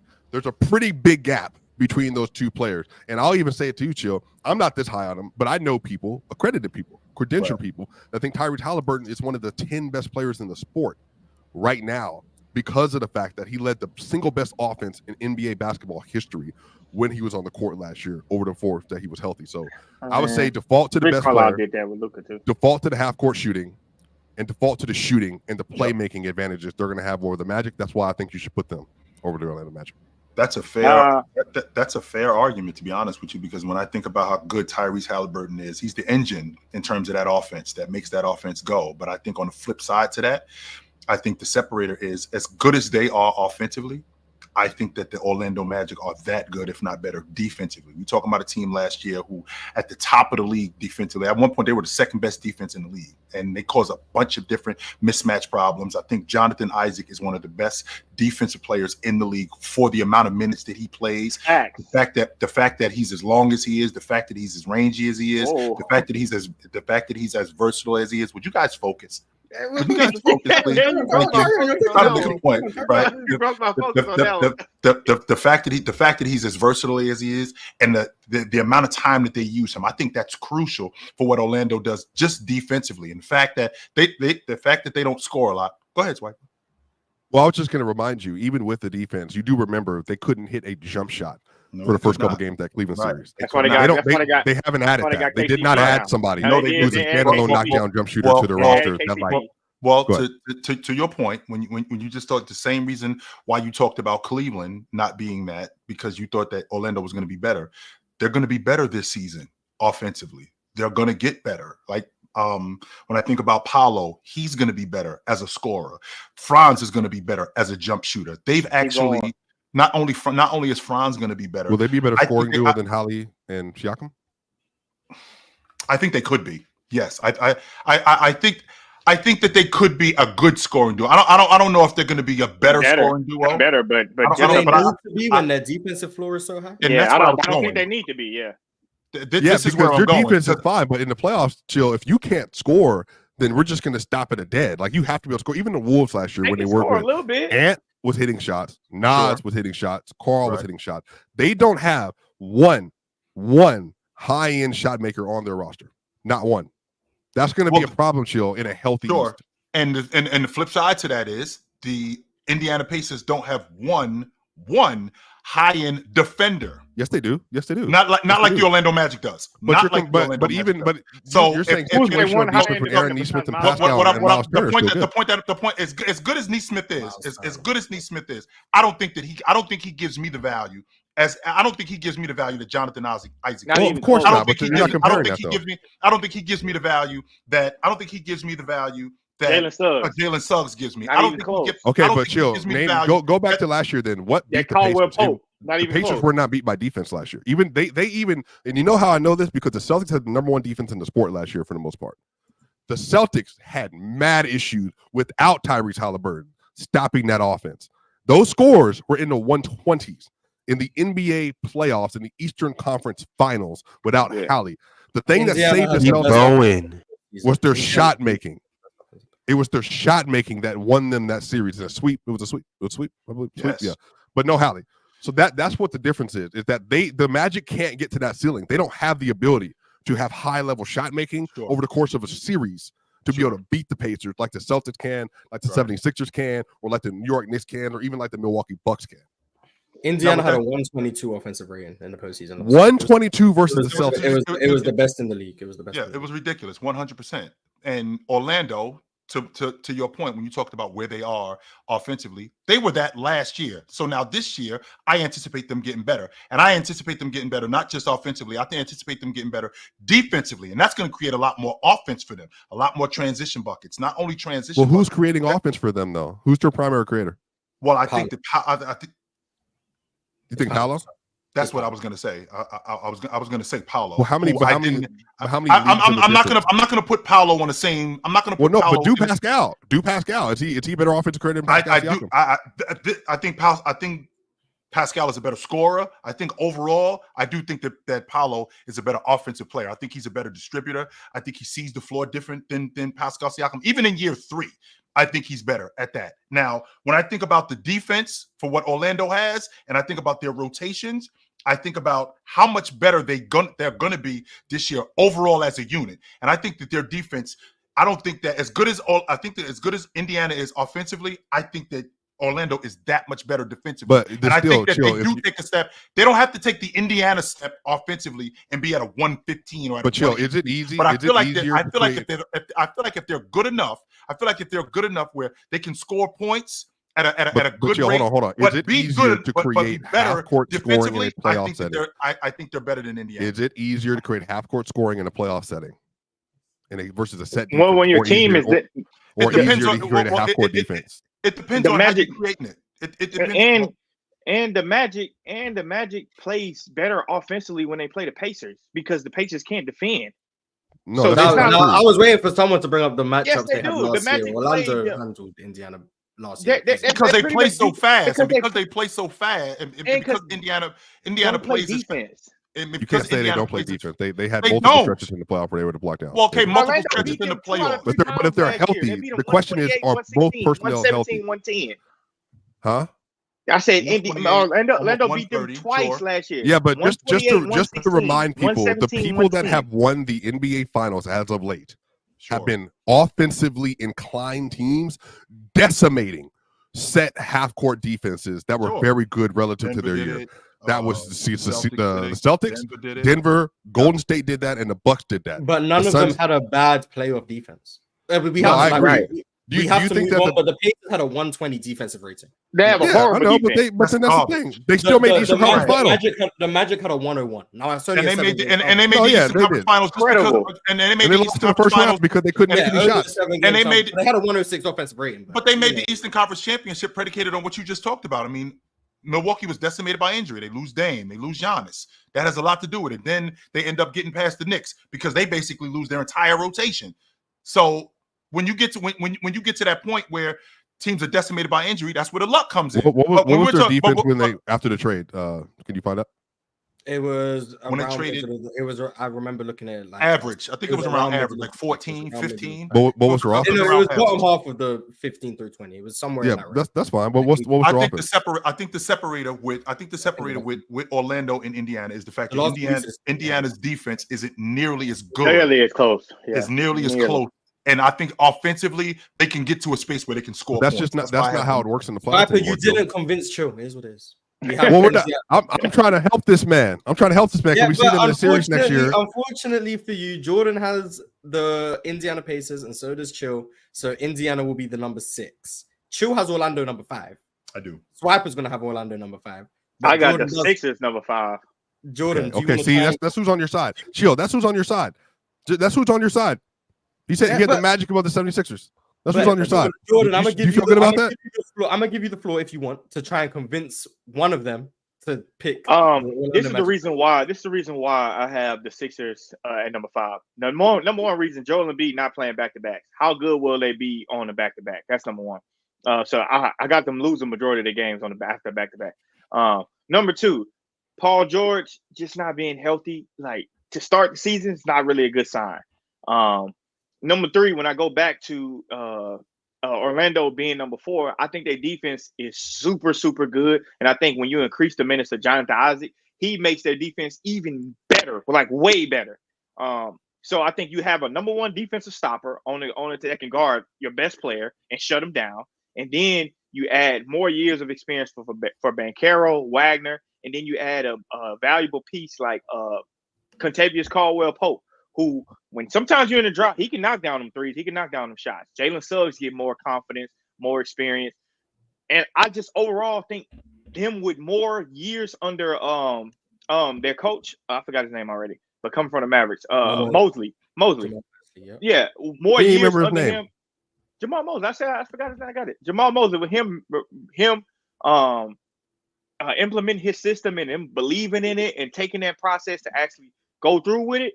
Now they still got guard log jam, but can we see improvement from Anthony Black too? I just think their defense is going to take a tremendous leap, and then offense is going to get better over time, and that's why I got them more reliable than the 76ers. I just think they're just more reliable. I think they grind out the game. This includes the playoffs, by the way. Yeah, but I'm still on that. He doesn't trust Philly's health. I don't trust them. I got a 50% Embiid going crazy in that series, by the way. 50% Embiid. Man, I don't think Swiper can be convinced of this. But chill, you look like you're listening, and you might be on. If you listen to him and you don't listen to me, I gotta leave anyway. Are you convinced? Are you convinced of Orlando over Philly? Chill. Based on what Jordan said. Oh, okay, yeah. Well, okay, we got Orlando at 5. Jordan made. All right, I gotta go. I'm gonna drop my last 4. Bucks, 76ers, Knicks, Celtics. Bucks, 76ers, Knicks, Celtics. Thanks. Okay, Bucks. Later. I got the Bucks at 3. Later. We kind of agree. I got the Bucks at 3 though. We will get through this. Just us three. We will get through this. I believe in us. Let's go, guys. At number 4, I'm assuming Jordan's gonna stick with Philly, because that's who he had at Orlando. 5. But yeah. So you got Philly. Chill. Do you have Philly? I do not. I had Milwaukee at 4. Okay. I'm gonna give both of you guys the opportunity. Well, Jordan made his point about Philly already. Yep. So chill. Make the argument for why Milwaukee are below Philly. When the Milwaukee Bucks got Damian Lillard, I felt like this was a 3-year window, and last year was not the litmus test, but it was we just getting started. We have to feel out how this works, and ultimately, it was really shaky. Getting into this season, I feel like Damian Lillard is coming back healthy. I think he's one of the 10 best guards in the game, still one of the better scorers in the game. I think Giannis, even though that non-contact injury worried me, I still think he's the second best player in the league, arguably the best player in the league. And when you have that, just that alone, I think puts you in the argument as a top 5 seed in your conference. Now you add in one of the better dirty work guys in Bobby Portis. You still have a guy in Brook Lopez who is a little long in the tooth, but he still is effective. He still can knock down the long ball. He can still stretch the defense, and he's still a solid rim protector. So when you add that stuff in, and if you guys can stay healthy throughout the regular season, when I say healthy, if I could get 60 plus games from you guys, if you can stay healthy, I think that with the offense, the way it's ran, the way Damian Lillard at the end of games is able to ice games, not just ice games on the floor, but ice games at the free throw line, and the way he uses Giannis, in addition to Brook Lopez, I think this team is a top 4 seed. I think that you can play around guys like Middleton, who you haven't seen in training camp because you haven't seen him. I don't think that that's a huge deal, because I think like throughout the season, you'll be able to get him. In addition to getting him back, the fact that you added guys like Trent, the fact that you added guys, I'm not a big fan of Taurean Prince, but he can knock down the shot, and he will compete. So chill. Which one are you arguing for? Are you arguing for the Bucks or the Sixers? It sounds like you're arguing for the Bucks above Philly. Didn't I say we that? agree then? I have Milwaukee at 4. But Philly, that would mean you would have Philly at 3. No, yeah. I don't have Philly at 3. Yeah, but based on what we have left, but you have Cleveland at 3. I know that. Right. But because Philly haven't gone down yet, that's the 2 teams it's between, if that makes sense. You know what I'm saying? So who do you think's worse, the Philadelphia 76ers or the Bucks? I think Philly is worse than the Bucks. Oh, okay. We agree. You guys agree. Okay, then. we got Philly at 4. Okay. And then at 3 we have the Bucks. Yep, I got the Bucks. And then at 2 we have the Knicks. Yep. And then at 1 we have Boston. Right? Yes, absolutely. So I don't think that needed to have much conversation, but I do feel like Bucks fans. I feel like Bucks fans, Knicks fans, and Celtics fans want to hear us talk about their team. So let's start with the number 1 team. Let's start with the Celtics. Chill speaks about the Celtics enough. I haven't heard Jordan speak too much on the Celtics. Jordan, what's your thoughts on the Celtics? Why are they number one, and how? I almost choked at putting them number 2, just because Porzingis being hurt, and him having that surgery, so him missing a lot of time during the beginning of the season. What they say he's gonna miss the first 6 weeks of the season or something like that. December is when they can expect him back. Yeah, so for him, that's going to kind of be hard. But I just think the continuity that they have and them bringing a lot of their pieces back and not losing a lot of people is still going to make that engine click. You know, they still know each other. They still, like, whatever Jaylen Brown and Jason Tatum have to figure out, it obviously works. So I don't know if they have to figure it out. But them having, you know, the role players that they have, like Drew and Derek White, and then you got Sam Hauser stepping into a bigger role, still got Horford and things like that. I just think their continuity, for me, makes them the clear number 1. The Knicks, they got some questions that they got to answer. They got to figure out. But I think overall it works because they have good winning role players. Like, they have good winning role players that were somewhat stars at one point, like Mikal Bridges. Karl Anthony Towns is going to be a role player for them. It's going to be a pivotal piece. Going to be a good role player for them. OG Anunoby. Who else? I'm missing one more player. Josh Hart. He wasn't the main guy, but he was still a good piece. But they just have really, really good role players. I just think them not having a defined superstar, which I like Jalen Brunson. This is going to be the year where it's going to define him. But as of what we know right now, Jason Tatum is a defined superstar and Jaylen Brown is a defined 1A superstar. But this is the year Jalen Brunson might wake a lot of people up to him being who he is, which is why I said they got rid of Julius Randle. But that's why I got Boston number 1. Chill's given his whole spiel on Boston 17 times on here. It's pretty much Boston are number 1. I want to ask, I guess, to play somewhat of devil's advocate, or just to get curiosity. Why are the Bucks below the Knicks? I feel like that's something some people seem to disagree with. But what gives you inconsistency in defense? Inconsistency in their defensive lineup. I think the Knicks, one thing that's going to be a non-negotiable for them is they're going to strap up. They're going to play defense. Like, it's going to be a rough battle. And now them adding Karl Anthony Towns, who can be a good rim protector alongside Mitchell Robinson too. It's going to be tough. And perimeter, like, guards rule the league, but they got some of the best guard defenders on their team. So it's just going to be tough. And Milwaukee don't have that. You know, they don't have some of the best. They don't have that. That's the biggest problem that I have with Milwaukee. They don't have anybody to protect Damian Lillard as a defender. He's not going to compete at a championship level on the defensive end. That's the biggest problem that I've had with him. Is Jalen Brunson? And Jalen Brunson will compete. I'm not asking Jalen Brunson to be – I don't think Jalen Brunson is Drew Holiday. I don't think he's Derek White. But he will get in a stance and he will compete. That's gone on since college, the type of player he is. And on top of that, being on that unit, that resonates with the rest of the crew because Bridges is going to compete. Josh Hart is going to compete. These guys are all going to compete on defense. These guys, you're not going to have a guy in Jalen Brunson who's around these guys who are going to compete on defense, and he's not going to be able to do that. You don't have that in Milwaukee. You would think that playing with Giannis that he would be able to compete more, but the problem with Damian Lillard, and I've always said this to you, Moss, I don't think he knows how to play defense. I don't think he knows how to navigate around screens. I don't think he knows how to curl around screens. I don't think he knows how to flare from screens. I don't think he understands the concept of defense, which would explain why he doesn't compete. I don't think it's the effort, because he has the effort offensively because he knows how to play offense. I don't think he understands concepts defensively, which is why I don't think he competes. So he'll just give up and let everybody else do that. But look, Jalen Brunson can guard Taurean Prince now. I don't have to put him on Damian Lillard. He can guard Taurean Prince. Put Markelle on him. I ain't like what I seen from Mikal, but could one not argue, and once again, devil's advocate, could one not argue that the Knicks have below average defenders at the 1 and the 5 in Jalen Brunson and Cat? But you have to have an all-5 lineup that can score. Like, how many teams have 5 players that can score? So I don't have to have Jalen Brunson guard the point guard. I don't have to have him do that. Yeah, but you know how switch hunting works in the NBA. Sure. And, Yeah. They're gonna bring Taurean Prince into the action to try and get a switch with Jalen Brunson. That's fine, but that's fine. I can blitz it or I can show and get back. Jalen Brunson is able to show and get back. I mean, they're able to do that. But that puts, like, if he can execute that, right? So now we got they can with the defenders that they have. Yeah, because they got the mobility behind the play and stuff. But that's still giving a sliver of an advantage for a guy like Giannis downhill. or for someone in the middle of the floor, whether that be a Brook Lopez post up or something. Right. Like Yeah, you're giving up something trying to protect these guys. Is that build a not wall though.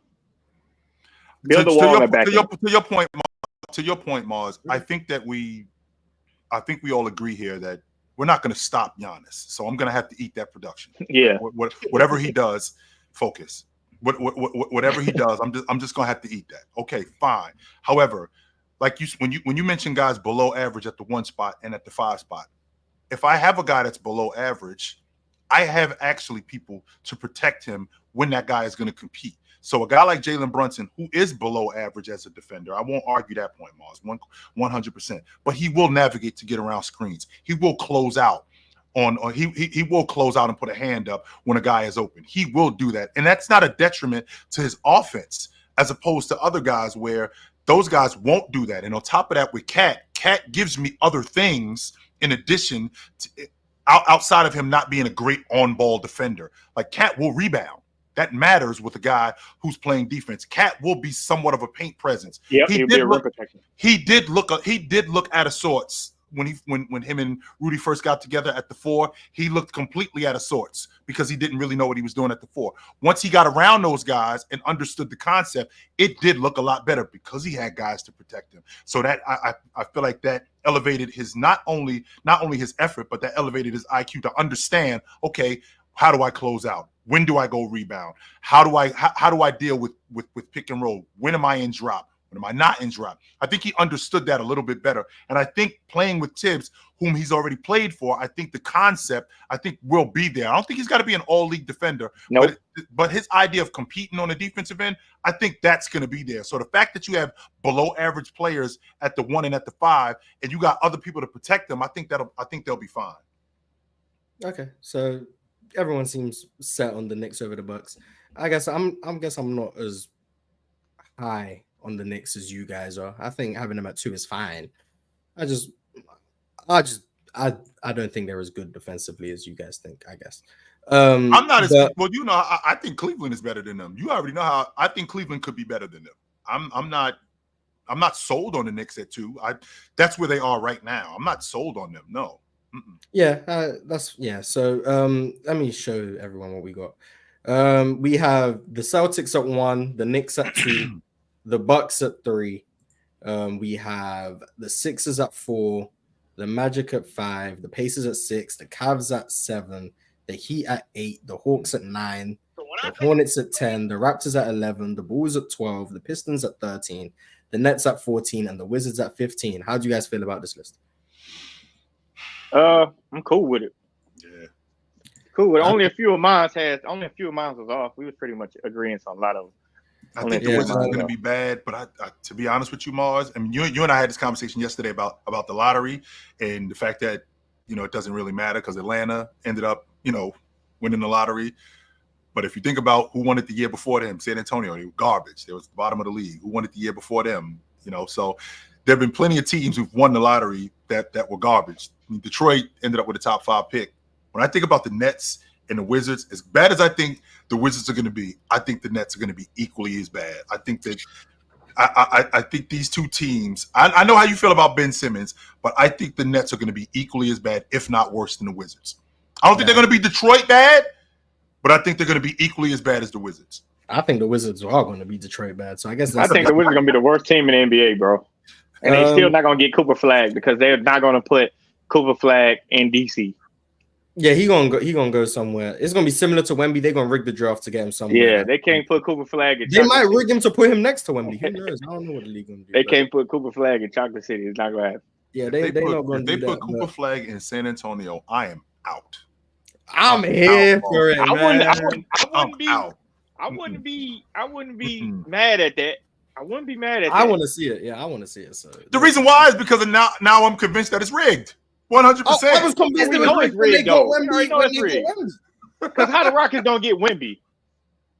They knew Wemby was the biggest prospect since LeBron. I know we hear that like every 5 years. This guy's the biggest prospect. Yeah, and they'd be lying about that too. But Wemby actually was.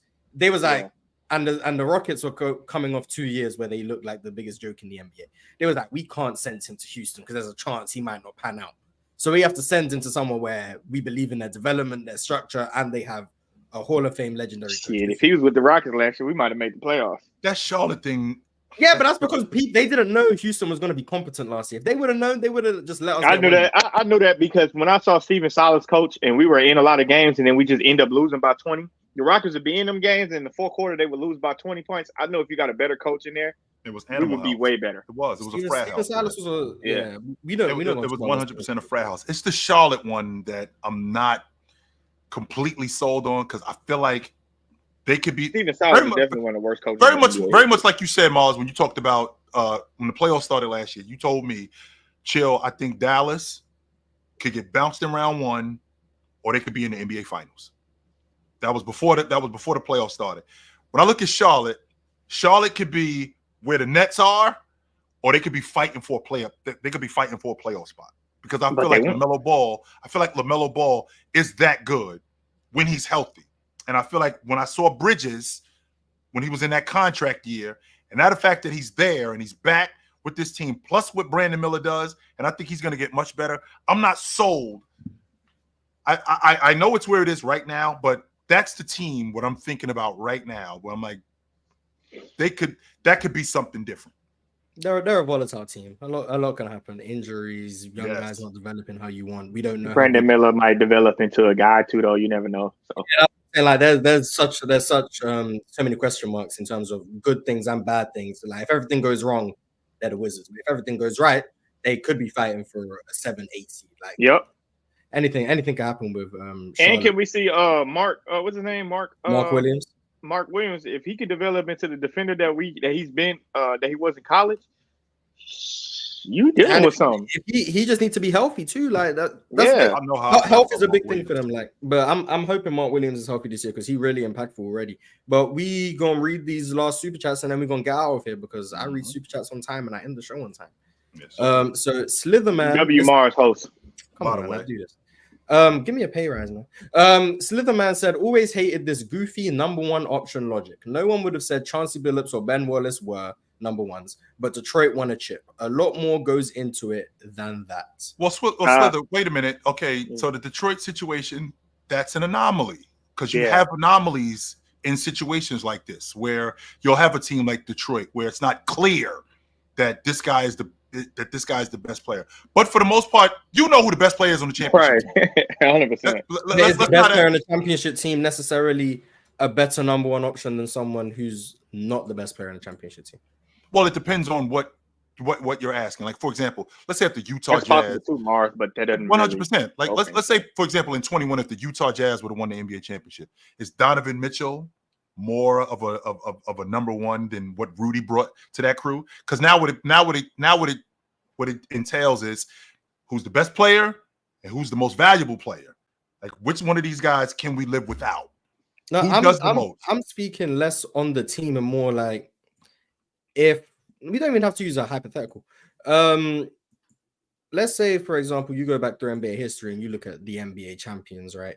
So like we go back to, I don't know what team you want to go with, but you go back to like maybe the 19 Raptors with Kawhi, or you go back to one of the 2014. How about the 14 Spurs? You can go with the 14 Spurs, or you can go with those Pistons teams with Isaiah Thomas all the way back. Right. Winning a championship. So you got Isaiah, you got Kawhi Leonard both times, technically. Is he necessarily a better player than someone who was never an NBA champion? Like, are they necessarily better because they won a championship as the best player? Are they better than a James Harden? Are they better than a number 32? Are they better than Charles Barkley? Are they better than a Patrick Ewing because they showed they could win it as the number one guy? Or were they just on a team that was better suited to win a championship? Or did they have some good fortune? Or like, are other things playing into it? Or is it this guy won a chip as the number one guy, therefore he's a better number one option than number 32? He's a better number one option than Patrick Ewing.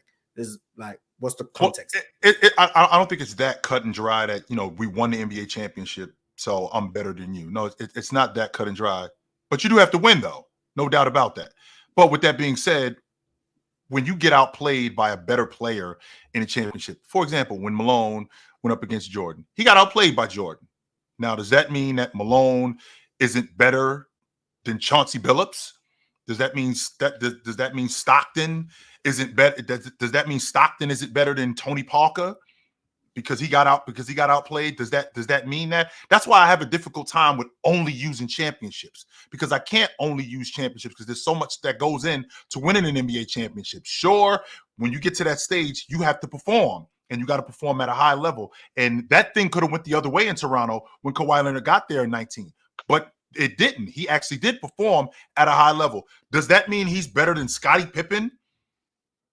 No, I don't think so, because when I consider what Scottie Pippen did on the Chicago Bulls as opposed to what Kawhi Leonard did, I don't think that he overall is better than him. No, I don't think that. Oh, okay. Well, we don't actually have time to like dive into that, but I think we gave a pretty good summary of that conversation. Maybe we'll have it more in depth another time. 1K David said Indy couldn't hit anything in the fourth quarters. Did it say anything? That's what we are family friendly. And why couldn't they though, Mars? Why couldn't they score in the fourth quarter? That was largely due to Boston's defense. That was largely due to what Boston did defensively, slowing them down. The fact that Drew Holiday is beating them hard to spots and getting steals and the meat and potatoes of the game. That's a big deal.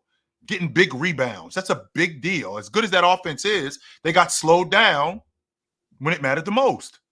In another universe, Indiana could have won that series. That's how close those games were. But they were all dogfights. I won't argue that. Yeah, that was a really good series. It doesn't get enough respect because Tyrese was obviously hurt, but that was a really, really good series. Realist 123. Oh, he sent pounds, so he's from the UK.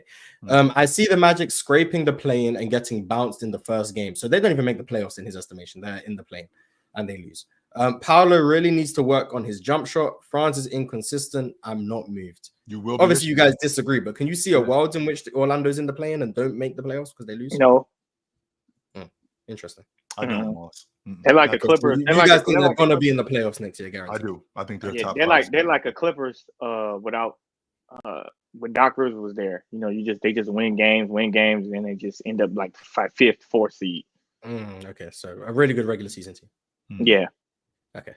DSG Piccolo, Blazers fan.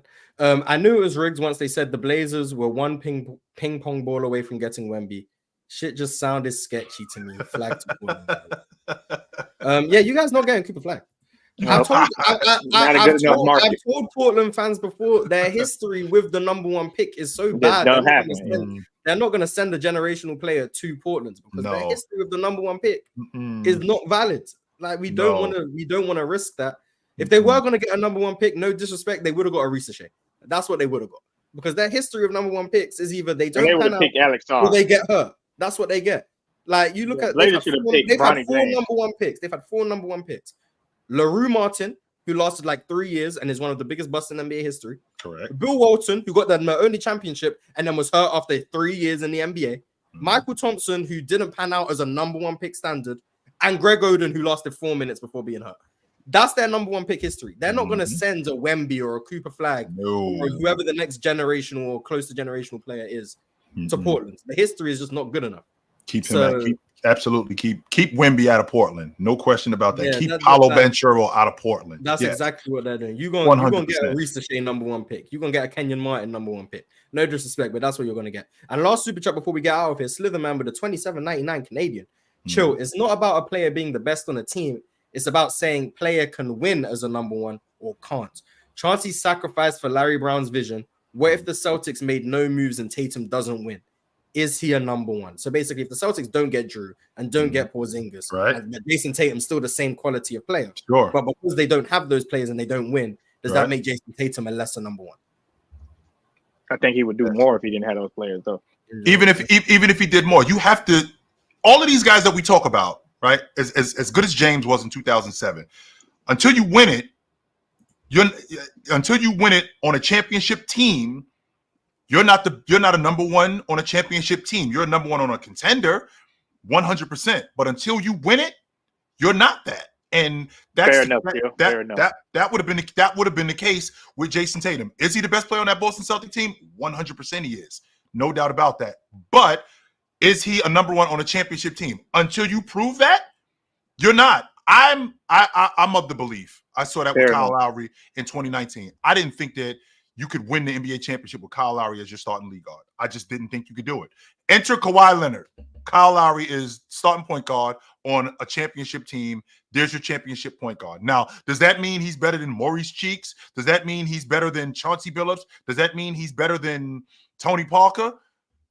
No, but can he win it as a starting point guard on the championship team? He proved that he could do that. Yes. So until you can prove that you could do it. Okay, there we go. We're gonna leave you with that. Thank you guys for watching. Elron, Dub Mars hosting the chat. Garbage. Dub around. Dub Jordan. Dub Swiper for being here. From the logo was the only show on after this, because Open Gym is cancelled. Rest in peace, Open Gym, man. But yeah, thank you guys for watching. Merry Christmas, Happy New Year. See you guys tomorrow. Hopefully Ron's here. I don't know what we're talking about tomorrow. But goodbye, everyone. Later.